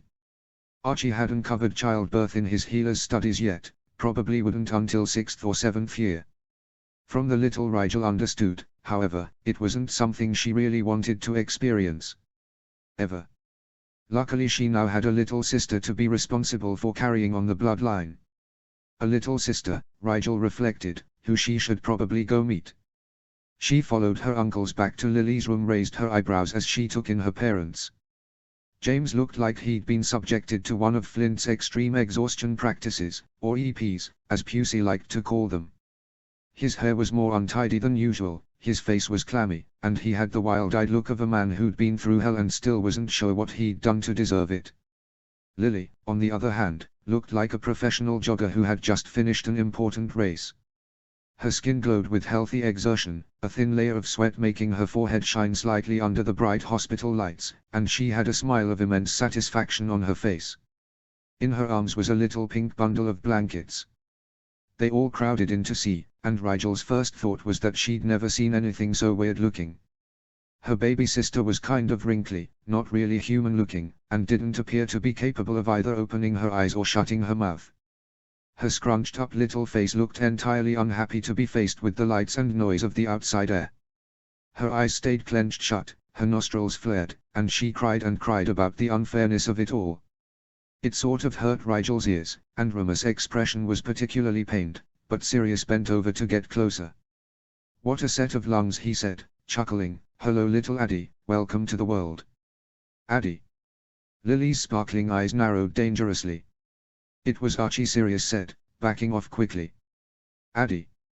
Lily said again, turning her eyes on Rigel. "Harry came up with it," Rigel said quickly. "She wrote me about nicknames she was thinking of, since Adriana is too sophisticated for everyday use." Lily pursed her lips. "Addie, huh? I guess it is sort of cute." Sirius sent Rigel an impressed look that clearly said nice save. Rigel just smiled a bit at the irony of life. "I like it," James declared. He was slowly regaining color, but still looked to be suffering a slight case of combat fatigue. "Can I hold her?" Sirius asked eagerly. "No," Lily said bluntly. Seeing Sirius' pleading look, she sighed. "Have Healer Nilkin sanitize you first. And don't turn her skin weird colors." The healer stepped forward, and performed a general sterilization spell that Rigel recognized from Archie's training on all three of them. "That's good for 4 hours," she said cheerfully, "but I'll be back every 2 hours to renew it, just in case. And may I say what a beautiful baby girl you have, Mrs. Potter. Just perfect, she is." The healer left the room breezily, and Rigel got the feeling she was the kind of person who just walked through the world with a smile on their face no matter what crossed their path. Sirius held Adriana for a little while, then Remus held her, still grimacing at the way the baby wouldn't stop fussing and crying. "Didn't you feed the kid?" Sirius asked. At Lily's glare he shrugged. "Right, dumb question. Still, Addie's a bit high-strung, don't you think?" "Will you take her, Archie?" Remus asked a few minutes later. "I'm going to ask one of the nurses for a headache potion." Rigel hesitantly leaned back in her chair and held her arms in the position the healer showed her. When her sister was placed in her arms, she was illogically surprised at how light she was. "A person shouldn't weigh less than a sack of flour," Rigel mused silently. Her sister's eyes opened a tiny bit, but not wide enough to distinguish the color. Rigel had read that newborns required an eye drop potion to keep infection away for the first few days after birth, and the potion often blurred the infant's vision until the drops wore off. Rigel supposed if someone had blinded her without explanation she might cry a lot, too. With her wrinkly forehead and squinty eyes, Addie wasn't really all that cute yet, but there was still something endearing about her odd little fragility. Even though the baby girl was by far the most defenseless thing in the room, she didn't hesitate to make her presence known. Rigel wondered what age it was that people stopped letting themselves be heard out of fear. Addie was still fussing, so Rigel rocked her arms gently for a little while to try and calm her. It didn't seem to help, but she kept at it. Addie's little beanie cap slipped up a little bit, and before Rigel readjusted it she caught a glimpse of fine copper tufts. "She has your hair, Aunt Lily, Rigel said, smiling slightly. And James' eyes, Lily said, smiling. She had them wide open until the drops went in. That she does, James said proudly, and her mother's chin, as well. Lily shook her head. You can't tell the shape of her chin yet, James. Yeah, but it's got that stubborn tilt to it, doesn't it? James sighed fondly. She'll be a right hellion, I can tell. Oh, no, Lily said, still shaking her head. No, not this one. She'll be an angel. Oh, Lily, I'm so sorry, Sirius said, eyes wide with feigned sorrow. I thought. He broke off and bit his lip apologetically. What? Lily said suspiciously. Sirius shook his head sadly. I just thought Addie was your daughter. Why you? Lily started searching her hospital gown for something. James, where's my wand? I'm going to hex that stupid friend of yours if it's the last thing I... Lily broke off when Addie let out a particularly loud cry of distress. Rigel stood up awkwardly and carefully transferred the baby back to Lily's arms. Lily took to cooing softly at the little girl, ignoring Sirius completely. They spent the rest of the afternoon in the suite. Magic aided childbirth significantly in terms of the mother's health and the infant's strength, so the Potters probably could have gone home the same day, but James felt it best to stay until the morning at least. They all took turns holding the baby, though none of them could get her to stay quiet for long. At some point Rigel must have fallen asleep in her chair. She tended to doze off these days when she wasn't actively doing something, so it didn't surprise her to feel rumors shaking her awake. She uncurled and was about to ask what time it was when she heard an unmistakable voice floating in through the birthing suite door, which was slightly ajar. If you would simply fetch Rigel Black from within, I will be on my... Nonsense. You simply must come wish the new mother well. It's good luck, you know. I have no interest in luck, good or otherwise. Well then at least come in for politeness, Sake. I don't. The door opened all the way and Healer Nilkin came breezing in, one hand beckoning a certain potions master to follow her. Professor Snape appeared to be barely holding his impatience in check, so Rigel scrambled up and said, "Bye, everyone. Congratulations, Aunt Lily." "Hello, Professor. My apologies for not meeting you downstairs. I fell asleep, I'm afraid." "So I see," Snape said shortly, flicking his gaze over her rumpled hair and robes. "With me, Black." "Wait." They turned as Lily called them back. Rigel's mother was biting her lip, a habit Rigel had only seen her display on a handful of occasions, none of them happy. Lily hugged Addie a bit tighter to her chest, then said, "It's good to see you, Severus." Rigel actually stopped breathing for a moment in surprise. Did her mother just address Professor Snape by his first name? She'd always berated James and Sirius for insulting him, but Rigel thought her mother just felt a sense of nostalgic fondness for her childhood friend. The way she looked at him now, it was like they knew each other, as if some great tragedy had passed between them. It was uncomfortable, the awkward anguish on Lily's face. Snape's face wouldn't have been more expressionless if he'd been petrified, Mrs. Potter. Lily flinched minutely. "Congratulations." "Come, Mr. Black." "Oh. Don't talk to my son like he's an animal," Sirius snapped, standing from his chair to move protectively toward Rigel and her head of house. Snape sneered at Sirius just enough to be utterly dismissive. "I'll deal with my student however I please, Black." "Like hell you will," Sirius snarled. "I won't let you order Archie around like a whipping dog so you can feel some misplaced sense of self-satisfaction." Snape raised one pointed brow. "Unlike some people, I don't derive pleasure from debasing others. I think you'll find that Archie doesn't object to my treatment of him in the slightest." Snape took a step closer and lowered his voice to a dangerous octave. "You might want to spend a little less time worrying about the behavior of others and a little more contemplating your own." "Just what is that supposed to mean?" Sirius said, eyes narrowed and voice lowered as well. "Only that you clearly can't expect one animal to be responsible for another," Snape said, lip curling with distaste. "Is it really a surprise that someone more qualified came along to take control of what you've allowed to grow unchecked? Are you questioning my ability as a parent?" Sirius fumed, clenching his fists. Rigel had never seen Sirius so upset. Usually when people made him angry he just laughed at them, or insulted them back. He never just fell for the bait like this. "I'd question your ability as a human being if I didn't know a mutt like you would take it as a compliment," Snape said with a humorless smirk. Rigel realized two things in quick succession. The first was that Snape knew of Sirius's illegal animagus form, somehow. The second was that if these two wizards stayed in the same room for long, something was going to get hurt. Since the most defenseless thing in the room was her baby sister, Rigel was suddenly extremely motivated to get Professor Snape out of the room, not because she feared Snape, but because who knew what Snape's presence combined with their being in a hospital room would make Sirius do.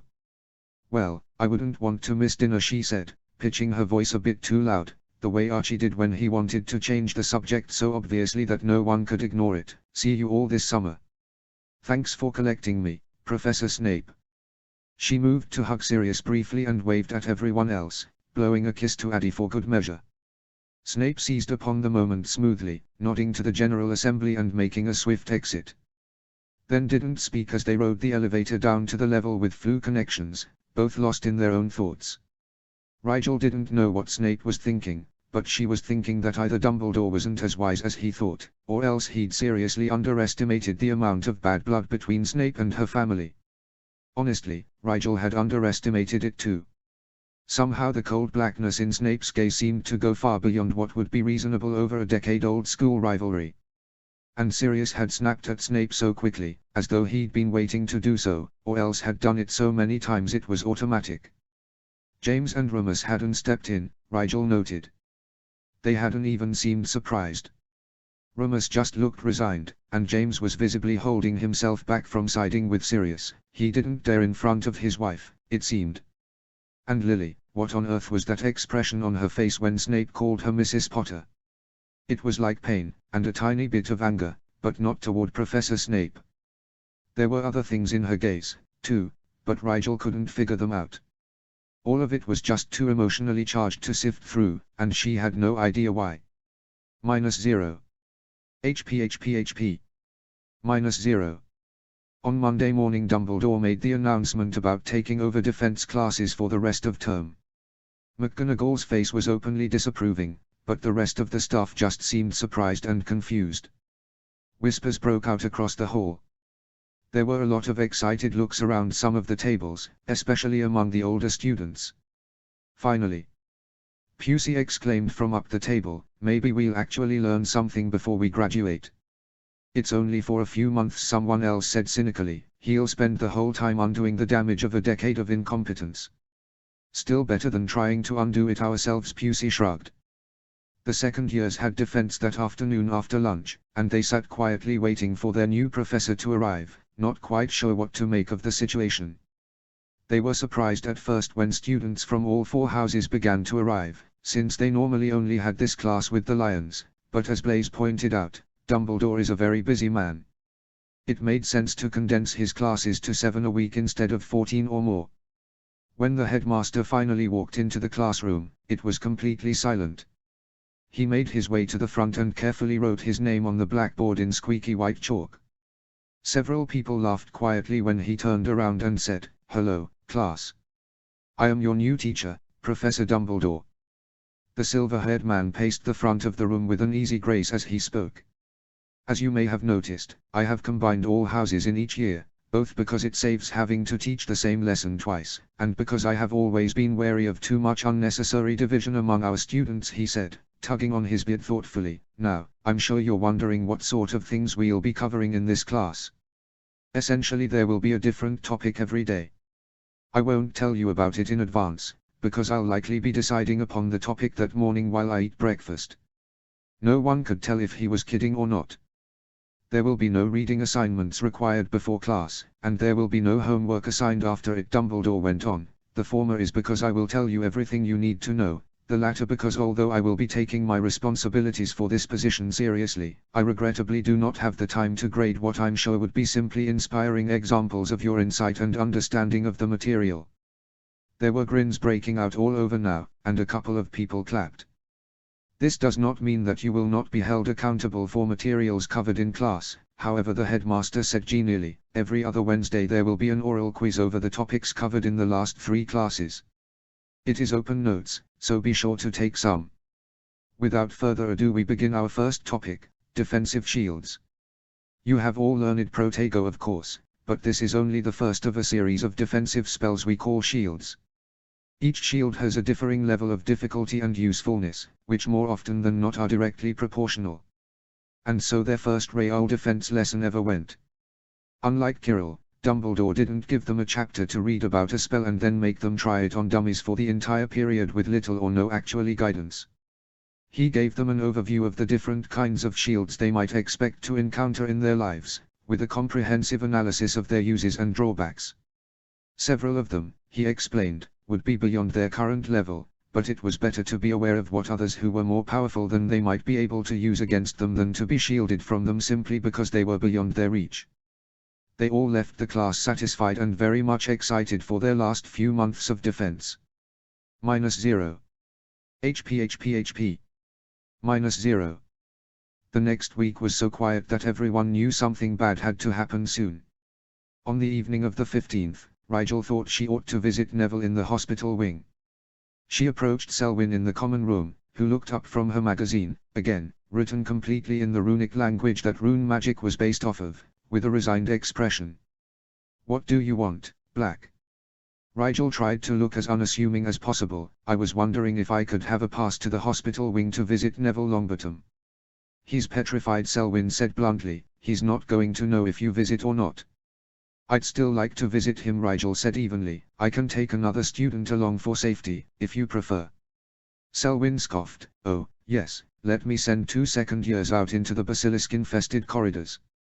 I'm sure having a second person to break down in hysterical tears with you will make all the difference." Rigel gave Selwyn a flat, unappreciative look, and Selwyn raised an eyebrow in return, as if to say, "Can you really deny it? Can you send a prefect with me?" Rigel tried. "My prefects have better things to do," Selwyn said. Rigel glanced over to where the 7th-year male prefect was playing Exploding Snap with his friends, clearly. Selwyn groaned. "You're not going to go away, are you?" "Fine.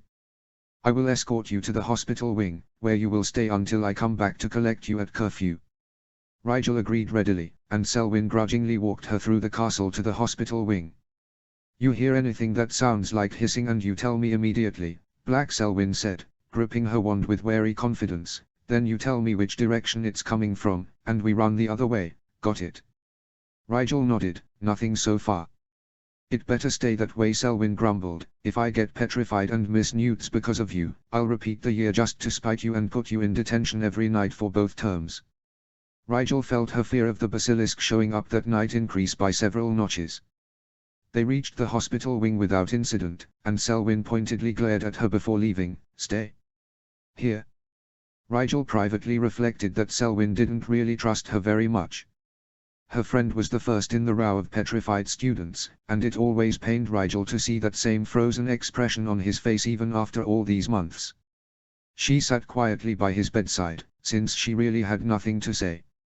She wasn't sure what compelled her to visit Neville every now and then. Logically neither of them really benefited from it, but it seemed wrong not to, as though she were forgetting him. Eventually she decided to work on her little project as long as she was sitting quietly, so she took advantage of the quiet, empty hospital wing and sank into meditation. The puppet guardian was right where she'd left him, as disappointing as that was. She sank into the armchair across from him and stared pensively. She'd modeled him after what she thought she'd look like if she really was a boy. This would be what potential intruders into her mind encountered, so she wanted it to match people's expectation of what they would see, so they would be less likely to question it. The best purpose she had divined for a sentient mental guardian was to disguise it as herself, or at least as how people would perceive her mental self to be. One of the major drawbacks of having to consciously defend your mind was that it left you vulnerable in the physical world. No Occlumens was really a threat until his shields were good enough that he could defend his mind automatically while still being consciously present in his physical body, so that he could keep both out of harm's way. Until then, it was an either forward/or kind of a situation, and unless you were facing an enemy like the sleeping sickness, which only attacked your mind, a mental attack would likely come in conjunction with a physical one. This was a temporary measure to bypass that drawback until she could figure out her shields. If a mental attack came with a physical threat, she could maintain control over her body while the Guardian actively protected her mind the way she could only do while in meditation. At least, in theory. In reality the so-called Guardian sitting across from her was little more than a mindless drone. Maybe, Well, he could follow basic instructions, so maybe she could give him a set of very specific commands to follow in the event of any intrusion. He would still be mindless, but he would be able to react under a certain set of presupposed conditions, like a Muggle computer. She set about devising such a set of commands, which basically involved her imagining possible scenarios and then imbuing the puppet with the proper reaction commands by using magic to cement the instructions into the puppet's brain. She had no way of knowing whether it worked, since she couldn't simulate a mental attack on her own brain, but she felt better for having done something, at least. She returned to the physical world to see that the sun had already set. Selwyn would probably be coming to collect her soon. The door to the hospital wing opened, and Rigel stood to go, guessing that Selwyn wouldn't want to wait around. To her surprise, it was not Selwyn who walked in, but Parvati Patil. The girl slipped in soundlessly, and it didn't take much to guess that she had sneaked out of Gryffindor Tower to visit her sister. "Hello," Rigel said. Parvati jumped guiltily and turned toward her. "Black. What are you doing here?" "Visiting Neville," Rigel said. "What good will that do?" Parvati said bitterly. Rigel raised an eyebrow, having been under the impression that Parvati was doing the same exact thing. Parvati made a face. "Don't look at me like that. Neville's not your twin, so he can't feel your presence like Padma can feel mine. Besides, I can't do anything else." "You can, though." At Rigel's confused look, she tossed her braid and said, "You're a Parselmouth, aren't you? Use your stupid gift to find the thing before it hurts more people." "That's what Dumbledore was trying to do, wasn't it? I recognized that Parcel tongue we all heard as yours, so obviously he thinks you can lure it out." "It didn't work," Rigel said apologetically. "Then try again," Parvati said. "My sister is petrified, Black. I know you're an only child, but just try for a second to imagine what that feels like." Rigel thought of Addie, so tiny and frail, and shuddered at the thought of her coming anywhere near a basilisk's gaze. "I'm really sorry, Parvati." "Don't be sorry," Parvati said coldly, "do something about it." "I can't," Rigel said, feeling inadequate even though she knew she couldn't really be expected to do anything. "It isn't safe to just wander around looking for it, and what would I even do if I found it? Just run away, probably." "So what?" Parvati said, her voice rising, "Finding it is better than nothing." "But no, you're just sitting here, totally useless. If I had the power to help people, you wouldn't see me sitting in here doing nothing. The teachers don't want us to." "The teachers haven't had anyone they care about petrified, though, have they?"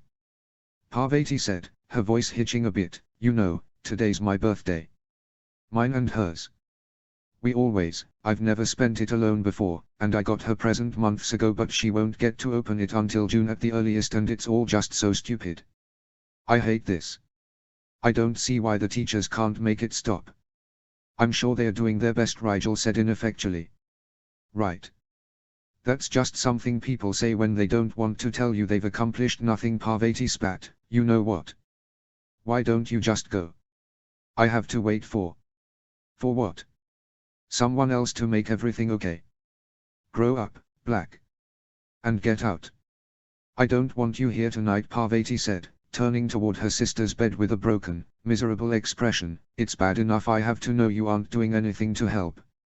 I don't want to watch you do it, too." "I'll wait by the doors," Rigel said. "Didn't you hear me? Get out."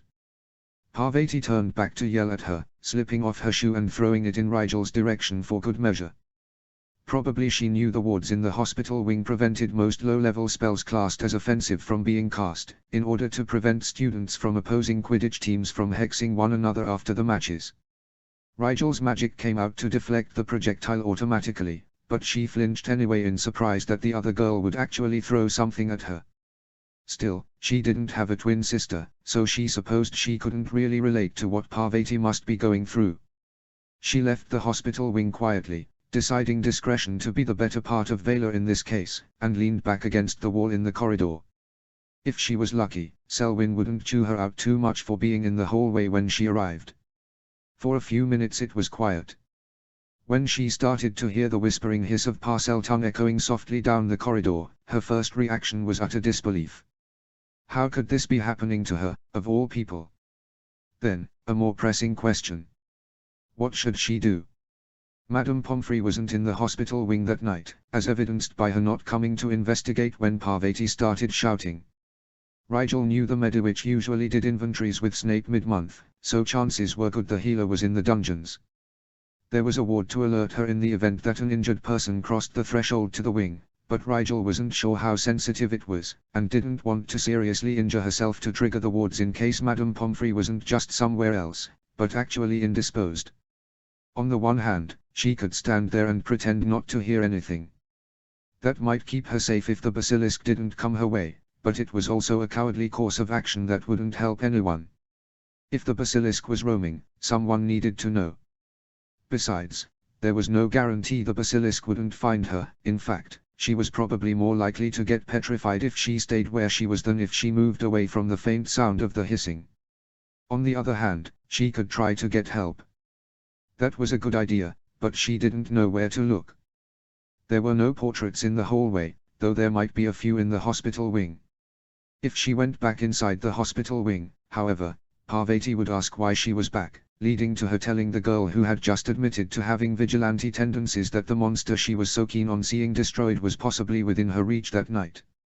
Somehow, that seemed like a bad idea. And yet, did she have a choice? She couldn't go wandering around. Maybe she could convince Parvati to stay in the wing with her, and if nothing else Rigel was probably physically stronger than the Gryffindor girl. She could force her to stay in the relative safety of the hospital wing wards if she had to. Rigel turned around and pulled on the door, but it didn't move. Frowning, Rigel tried again, but the door was definitely stuck. She knocked on the heavy door several times, but Parvati didn't answer. She pulled a few more times on the handle before realizing the door wasn't stuck. It was locked. Parvati had locked her out. She knocked louder, trying to inject some urgency into the sound, but it, too, was ignored. Rigel was about to try asking her magic to unlock one of the doors, despite the unlikelihood of that working without her wand on her to help her consciously direct it, but before she could phrase the silent request she felt herself repelled backwards several feet with no warning. It was like an invisible force has swelled suddenly and pushed her away from the door. She stretched out a hand, but could get no closer to the doors than a couple of feet. She moved her hand from side to side, frowning. It felt like a bubble of magic was arched over the hospital doors, though she couldn't see any visible trace. The half-dome of magic didn't give or waver, even as Rigel lifted both hands and pressed against it testingly. It reminded her of something, but she wasn't sure what. She sighed. Her magic probably wouldn't be able to get through whatever that was. At least Parvati would be safe as long as she stayed in the wing. The only question that really remained was how to find help and alert someone now without also finding and or alerting the basilisk. It would probably be looking for prey, which, if everyone else was in their common rooms like they were supposed to be, pretty much just left her. The hissing was slightly louder now, but still faint and indistinct. She was pretty sure it was coming from the left, so she headed right. The first portrait or ghost she came across, she would ask for help. -0. HP. -0. Elisana frankly had better things to do than traipse around after a second year with a mouth too smart for his own good and an unlucky penchant for pissing off the forces of destiny. Then again, as head girl she was one of only 2 students allowed to roam the halls in these troubled times. The fact that she'd passed her defense hour with flying colors and was expected to do equally well on her new despite 7 years of a more worthless parade of professors than anyone could be expected to deal with only justified the trust the professors placed in her. Trust, as any good Slytherin knew, went hand in hand with added responsibility. So if you really wanted to keep people's trust, you had to be willing to take responsibility for things you otherwise wouldn't, which meant sometimes she had to ferry second-year brats to the hospital wing and back even though she'd rather be reading about the effects of sunlight deprivation on Cornish pixies. The castle was always eerie after the students were abed, any prefect who'd done rounds knew that, but tonight there was something off in the air. She was listening hard for sounds of hissing as she walked, but what textual information was available about Parseltongue indicated that those who were predisposed to speak it were also much more sensitive to its perception. Often there were reported cases of a Parcel mouth recognizing the sound of another snake at -4 times the decibel at which a non-speaker was able to hear it. Interestingly, parcel mouths didn't seem to have increased audio sensing abilities in general. It was only when it came to the perception of parcel tongue. Elisana got to the hospital wing, reached towards the doors, and froze, first in confusion, then in anger. There was something preventing her from accessing the handle. She pulled out her wand and cast a charm over her own eyelids that was meant to render invisible magic visible, as long as it was free magic, cut loose from its caster in the form of a completed spell. The dome around the hospital wing doors flared white to her eyes, and Elisana carefully noted its dimensions before releasing the magic sight spell. She chose a portion of the door that was not warded by the invisible barrier, and cast a useful transfiguration that essentially transfigured a solid piece of material into negative space by moving the material in the epicenter of the spell to the edges of the affected area, which was about 3 feet in diameter. As the whole materialized in the heavy door, Elisana gracefully folded herself through the small opening. She emerged in the hospital wing on full alert and took stock of the room quickly, but there was only one person inside, and it was not Rigel Black. A quick look over her shoulder at the doors revealed the culprit for the invisible barrier. An innocuous-looking button was lying on the ground just in front of the inside handles. Elisana recognized it instantly as one of the new joke products that made it onto the prefect awareness list every semester. This one was a marauder invention, the barrier button, or something.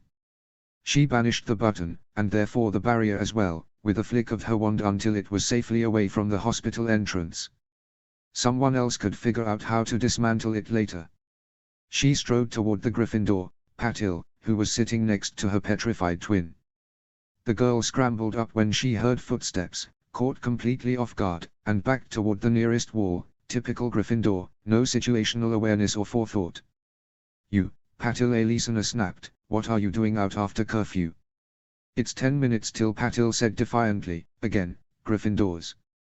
No Slytherin would bare their tiny little fangs at someone unquestionably more powerful than they. "Did you block the doors? This is a hospital wing, you know. What if a student had been injured and needed entry?" Elisana asked. "Students aren't allowed out of the dorms anyway," Patil said smartly, then winced as her own words caught up to her. "That's right," Elisana said, smirking, "students are forbidden to be out without a proper escort. Is McGonagall hiding under one of these beds?" Elisana lifted a brow derisively when Patil didn't answer. "I didn't think so. 10 points from Gryffindor. Where is Rigel Black?" "What do I care?" Patil scowled. "Watch your tone, second year," Elisana said, her already slim supply of patience rapidly evaporating. "Was Black here when you snuck in?" Patil reached up and clenched a hand around her braid, tugging it over her shoulder in a nervous gesture. "Yeah, he was here, sitting and moping like a useless prat." Elisana clenched her teeth at the open insult. "When did he leave and where did he go?" 10 minutes ago," Patil said sullenly, "and I don't care where he went." Elisana really wanted to give that girl's braid a sharp tug and see if it knocked some manners into her head, but refrained because she had learned at a very young age that it was impossible to fix pietedness. "Why did he leave, Patil?" "He was supposed to wait for me to fetch him." Something flickered in Patil's gaze, but it was quickly smothered. "He just left." "Rigel Black does not just do anything," Elisana said. "Try again." "I told him to get out, okay?" Patil snapped at her, brown eyes blazing. "You should have seen him, sitting there doing nothing. He had no right. Acting like." Elisana had heard enough to understand that Patil was the reason Black was gone, and that the girl had probably put up the barrier to keep him gone. She sneered at the girl. "Like what? Like he cares? I can guess you're sitting here because you feel lonely without your sister, but Rigel Black came here because for some unfathomable reason he feels compassion and responsibility for people he by all rights shouldn't give two nuts about. And instead of thanking him for his consideration or, I don't know, leaving him alone, you blew up at him to satisfy your own frustration and sorry sense of helpless guilt, am I right?" Patil flushed and turned her head away so she wouldn't have to look at Elisana. Some people might have taken pity on the girl at this point, but Elisana was in no kind of mood to pity petty Gryffindors.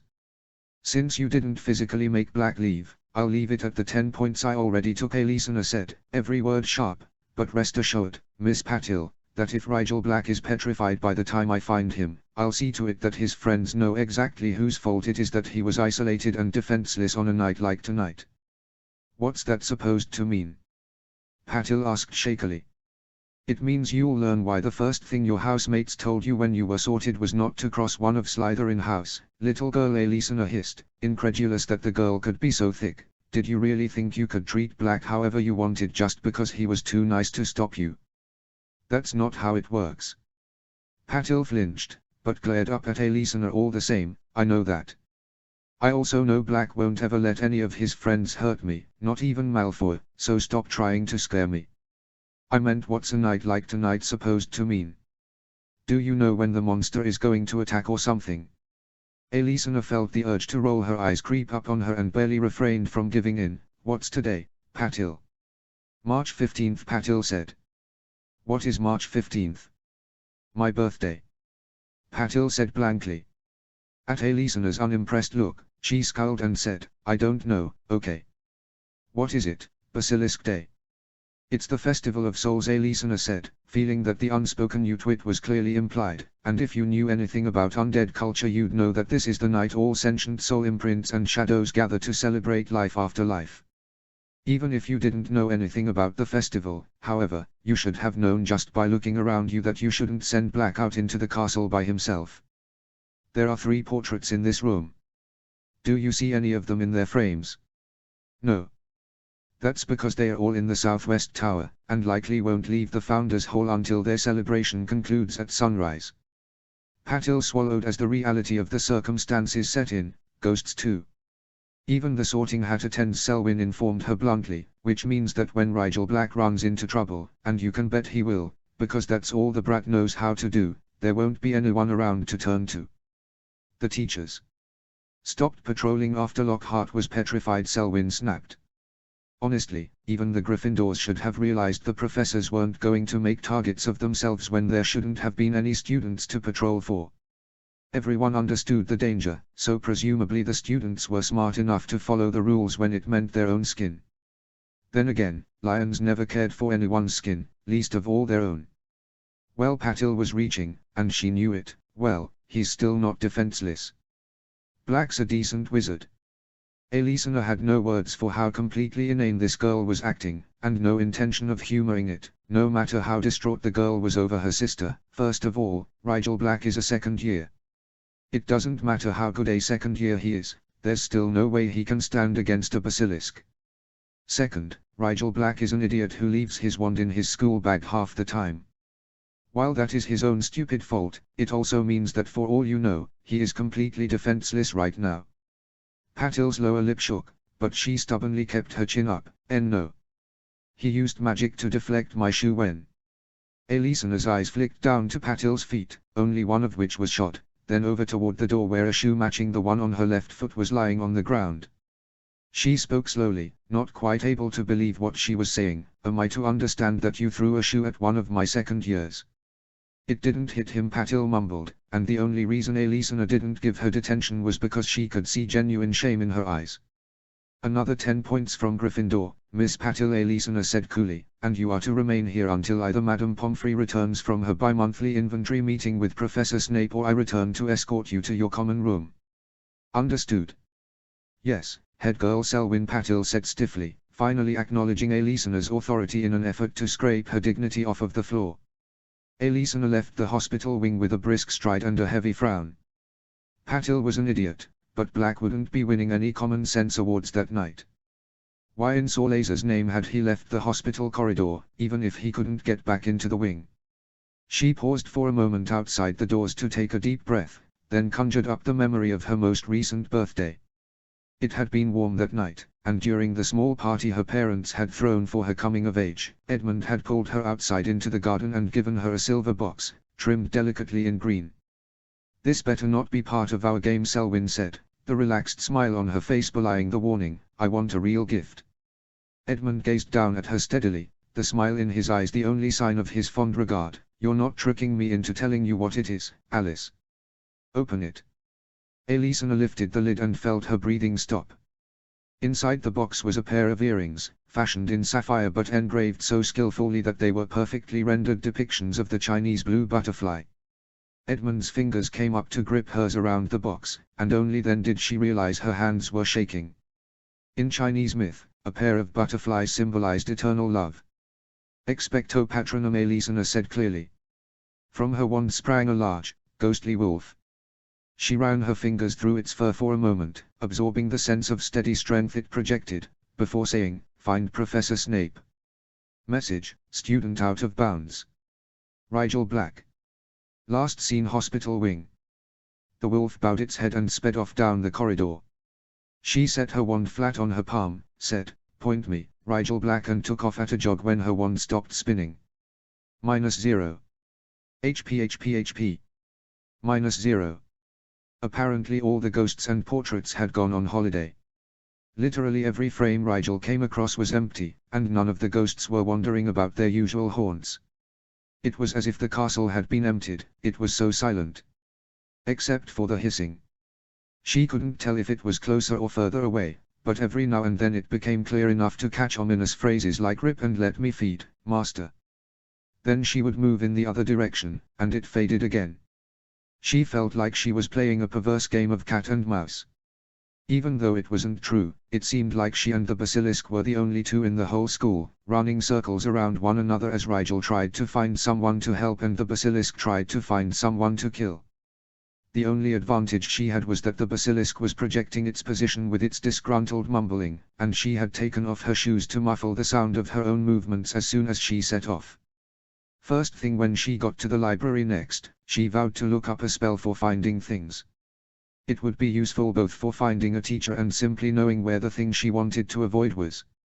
Several times Rigel tried to head for the dungeons, but each time the voice would grow dangerously close, and she'd be forced to turn around and take another route. Also, she silently promised to stop leaving all her important things in her school bag, even though it was better protected than her person. Or else she was going to start carrying it everywhere, for nights like these, when she wound up wandless, mapless, invisibility cloakless, and generally as unprepared for trouble as one could possibly be. She was on the second floor when she heard it. Not hissing, but crying. Someone was sobbing loudly nearby, and Rigel changed direction to hurry toward the sound. If there was another student out of bed that night, she had to find them and make sure they got to safety as well. She tracked the sound to a girl's bathroom, where water seemed to be leaking out under the doorway and into the hall. She knocked a few times, and when no one answered, she opened the door. The sound intensified exponentially once she stepped inside, which made Rigel think that someone had for whatever reason placed some sort of muffling spell around the doorway. Perhaps that was why her knock had gone unheard. "Hello," she called into the bathroom, "is everything all right?" The dreadful crying stopped instantly and a suspicious voice snapped, "Who's there?" "My name is Rigel," she said, feeling awkward just standing there but unwilling to go further in case the girl was indecent. Even though it was nothing she hadn't seen before, the girl wouldn't know that, and there was no need to embarrass anyone. "Can I come in?" "You're a boy," the girl called scathingly, "no boys allowed. So go tease someone else." "I'm not that kind of boy," Rigel said cajolingly. She couldn't in good conscience leave without finding a way to get this girl to safety, not one of those mean, stupid ones, you know. "I suppose you don't make fun of girls either," the girl called skeptically.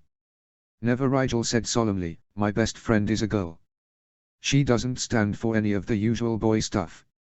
"Oh," the girl sounded slightly mollified. "So, could you come out?" Rigel asked, "Because it's already after curfew.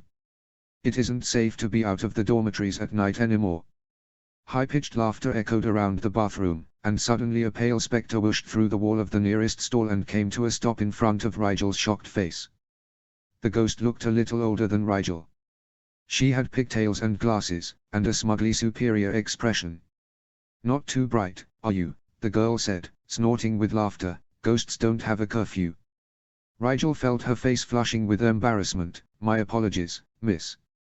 I thought you were a student out after curfew." The ghost gave her a flat and slightly hurt look. "So you came in here to get me into trouble?" "No," Rigel said reassuringly, "I don't know how much you're aware of events in the school, but the halls aren't safe right now. I was just going to make sure you got back to your dormitory safely." "Even if I was a Hufflepuff?" the ghost demanded.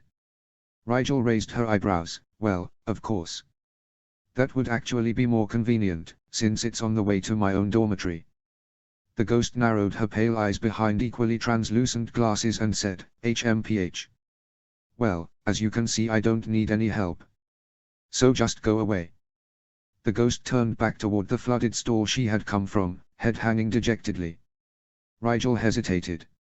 She should get back to her dormitory, but it felt wrong just to leave someone crying in a bathroom, even if that someone was a ghost. Why were you crying? Rigel asked. None of your business, the ghost said, whipping around. Her eyes were beginning to water once more.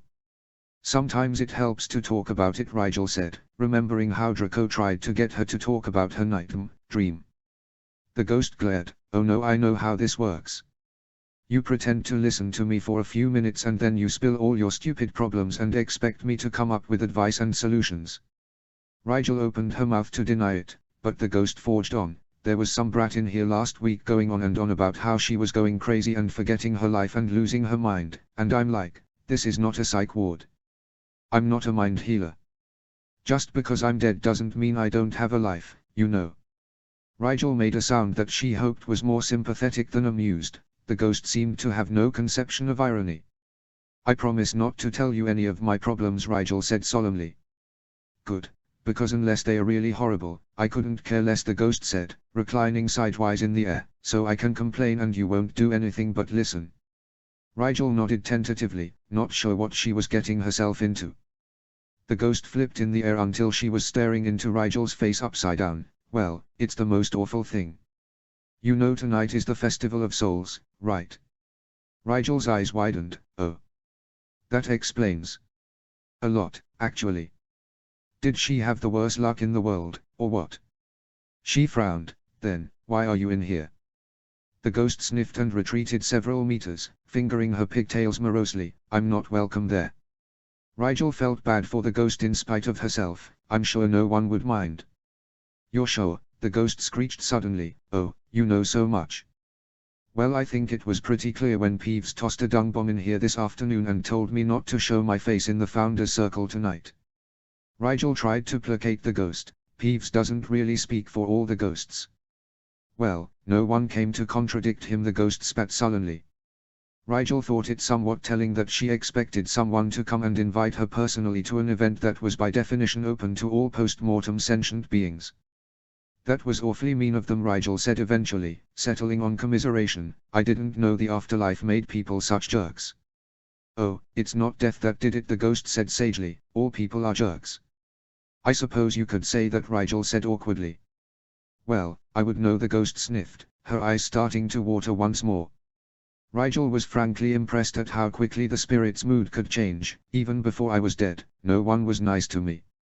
A lot of people think it's funny that I died in a bathroom, but I wasn't in here answering nature's call, you know. I was in here crying, because Olive Hornby made fun of my glasses again. Like she could talk. You should have seen her hair. Frizzier than a drunken monkey. I'm sure she regretted making fun of you, after you died, was all Rigel could think to say. Didn't she though? The ghost sighed happily. Oh, I haunted her for ages.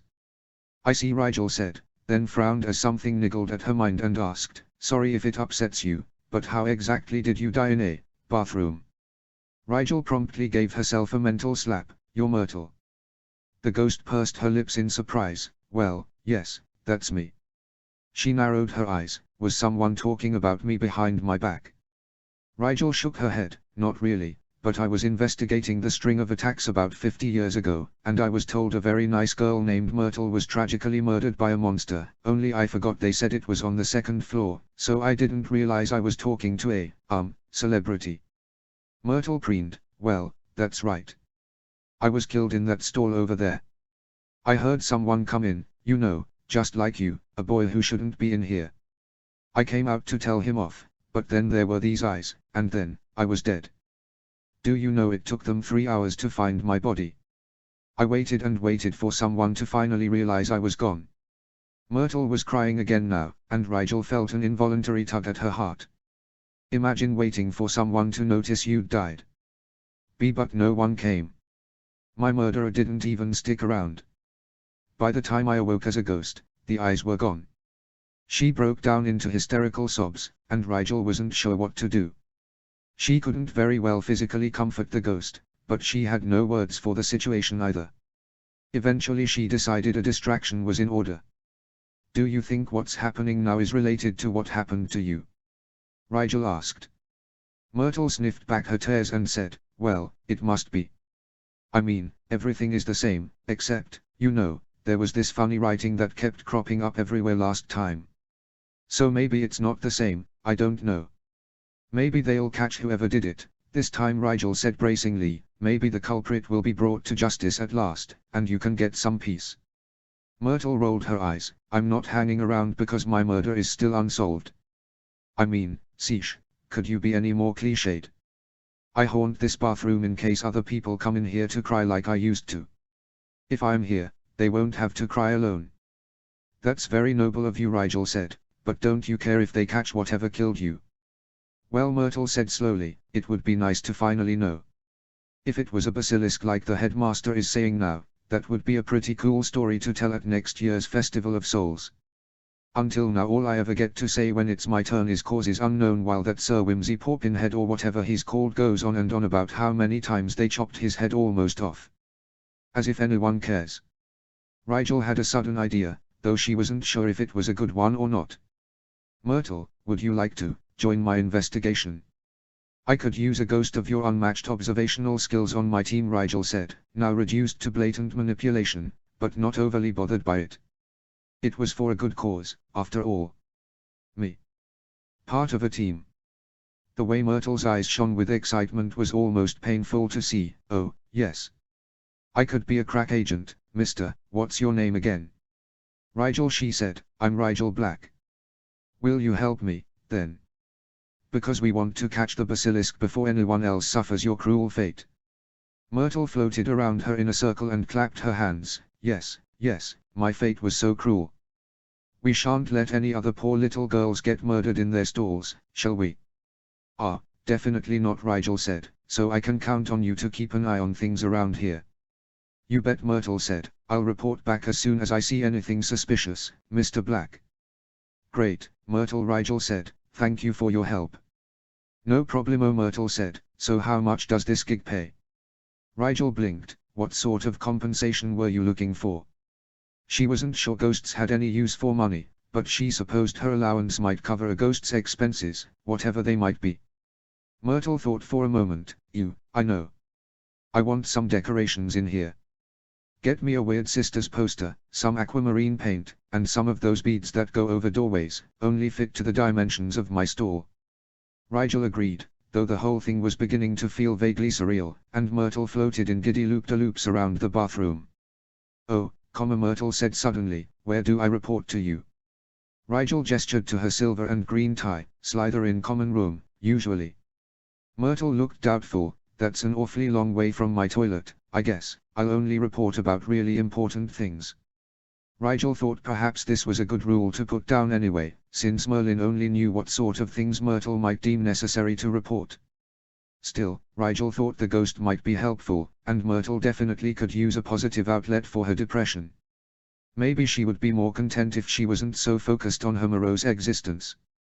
Also, since she was a ghost, Rigel didn't have to worry about the basilisk killing her if she did happen to see something.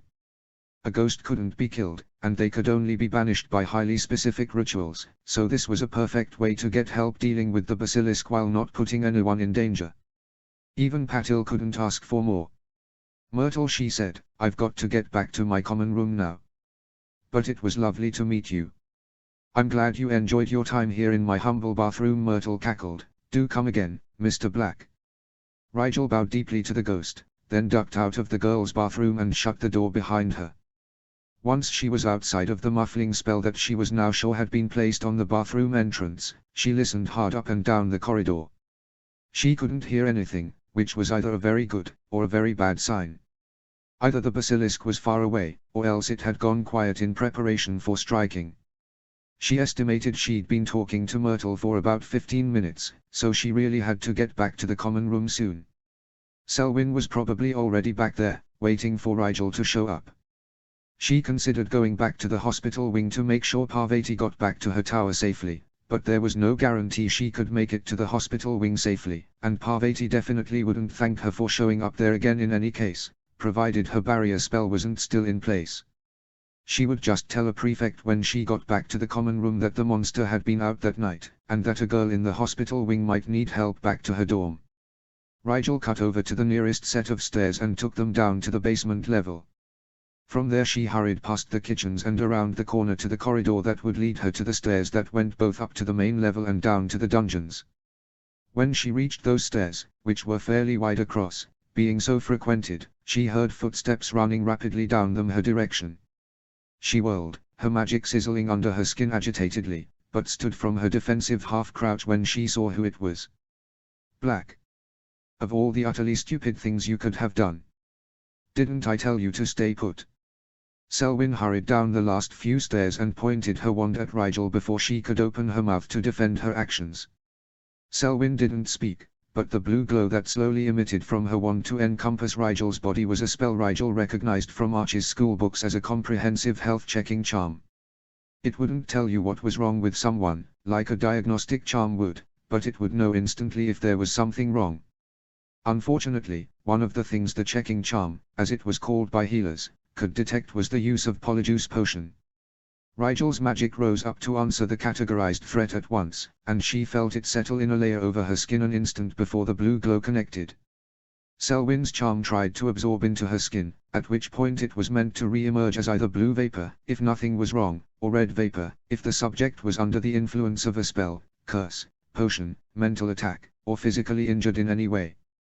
Instead, the blue cloud settled on top of Rigel's own magic without penetrating her skin, and remained there, seemingly unsure of what to do next. Selwyn's eyes narrowed sharply. She made a flicking movement with her wand tip and the blue glow dissipated. The head girl twisted the tip back just as fast and trained her wand steadily on Rigel, saying, "Why did you leave the hospital wing?" Rigel frowned, and said, "I thought if I came back early, you wouldn't have to go to the trouble of fetching me." She didn't like lying to Selwyn, but there was no point in blaming Parvati for it and getting them both in trouble. She'd left of her own volition, after all. Selwyn's eyes glinted, and a cold look passed over her pretty features. Wrong answer. Her wand moved in a blur, too fast for Rigel to see, and a jet of red light shot out of it. Rigel didn't have time to respond, but her magic, already at the ready after responding to the checking charm, boiled through her unasked, solidifying into a shimmering, red shield between she and Selwyn. She recognized it as the same shield her magic had attempted when the wall exploded in the basement corridor all those weeks ago. This time there were only a few holes, and the stunner from Selwyn's wand was absorbed with no trace by the solid portion of the shield that it struck. The red shield was draining her magic fast, to the point that she could actually feel the effect the one spell had on her core to keep it going. She didn't know what it was about that one shield her magic kept trying to create, but it was unlike any other spell she'd felt in terms of sheer taxation. Selwyn shot 2 more spells in quick succession, both aimed at holes in her incomplete shield, but the shield warped and twisted to move the holy portions out of the path of the 2 successive jets. Rigel stumbled back as the spell became exponentially more difficult to maintain. She couldn't take it down and try something else, partly because by the time she switched shields Selwyn would get a hit in, and partly because she had no wand to channel conscious magic into anyway. It was much harder to control the magic without the Phoenix wand egging her on. Besides all that, she didn't know why Selwyn was shooting spells at her in the first place. "Selwyn, what's going on?" Rigel said, backing away toward the stairs. Selwyn stalked after her carefully. "Who are you?" she demanded sharply. Rigel maintained an expression of complete confusion, though in her mind she was starting to piece together what had happened. "I'm Rigel Black," she said slowly. "Wrong," Selwyn said, twisting her wand to send a spell around the red shield.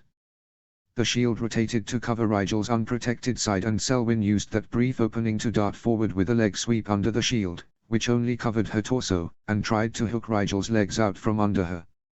Rigel jumped on instinct away from the sweep, but she fell off balance and tilted sideways toward the inside of her own shield. The red magic dissipated the instant she began falling toward it, and Rigel only had time to wonder what would happen if she had actually touched it when Selwyn followed with a quick hand around Rigel's throat while her other hand brought her wand up to Rigel's ear. She froze, her magic waffling uselessly under her skin in a combination of hesitation and fear. Selwyn squeezed her throat lightly in warning, and said, "Who are you?" Rigel frowned in frustration and said, "I'm Rigel." I don't know what else you want me to say. Enough with the dumb act, Selwyn growled. Rigel Black left the hospital wing because Parvati Patil asked him to. If you were Rigel Black, you would have known that. Too late, Rigel realized the head girl was a lot more paranoid than Rigel had given her credit for, and also that by protecting Parvati she had made herself look like a liar, which she was, and worse, an imposter. I didn't want to get Parvati in trouble, Rigel explained quickly. I'm sorry I lied, Selwyn. Ask me something else.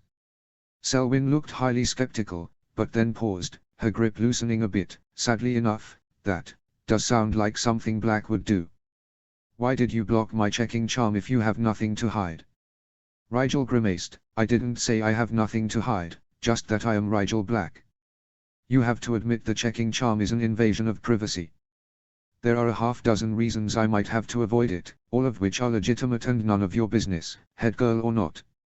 Suffice to say that it wasn't because I'm an imposter.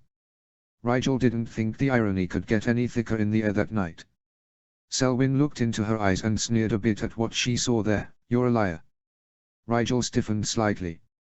But, Rigel Black is a liar, too. Tell me this then, what did you give Rookwood on my behalf last year? Boomslang Venom, she said at once. What did you ask Rookwood to do at the New Year's Gala? Dance with Pansy. What do you, Theo, and I have in common? Rigel paused. What did, oh. We can all see Thestrals. Selwyn let go of her throat and stepped back with a scowl. Don't ever lie to me again, Black, at least not on a night like tonight. My apologies, Rigel said, rubbing her throat a bit. We've wasted too much time, Selwyn said. Let's get going. Okay, wait, Rigel strained her ears, Selwyn freezing to allow her to listen unimpeded. There was something in the air, just the faintest of echoes, but she couldn't say for sure if it was the snake tongue. I'm not sure, we should move fast. Selwyn took off at a jog, Rigel right behind. When Selwyn saw she was keeping up, the head girl picked up the pace, every now and then shooting a pale yellow spell around an upcoming corner. Rigel wasn't sure what it did, but Selwyn seemed satisfied every time the spell came back to her wand without doing anything else. They were almost to the common room when a silver wolf sprang out of the stone wall next to them, nearly giving Rigel a heart attack in the process. Selwyn halted and the wolf glided to a stop in front of the black-haired upperclassman. Message, the wolf intoned. Proceed, Selwyn said.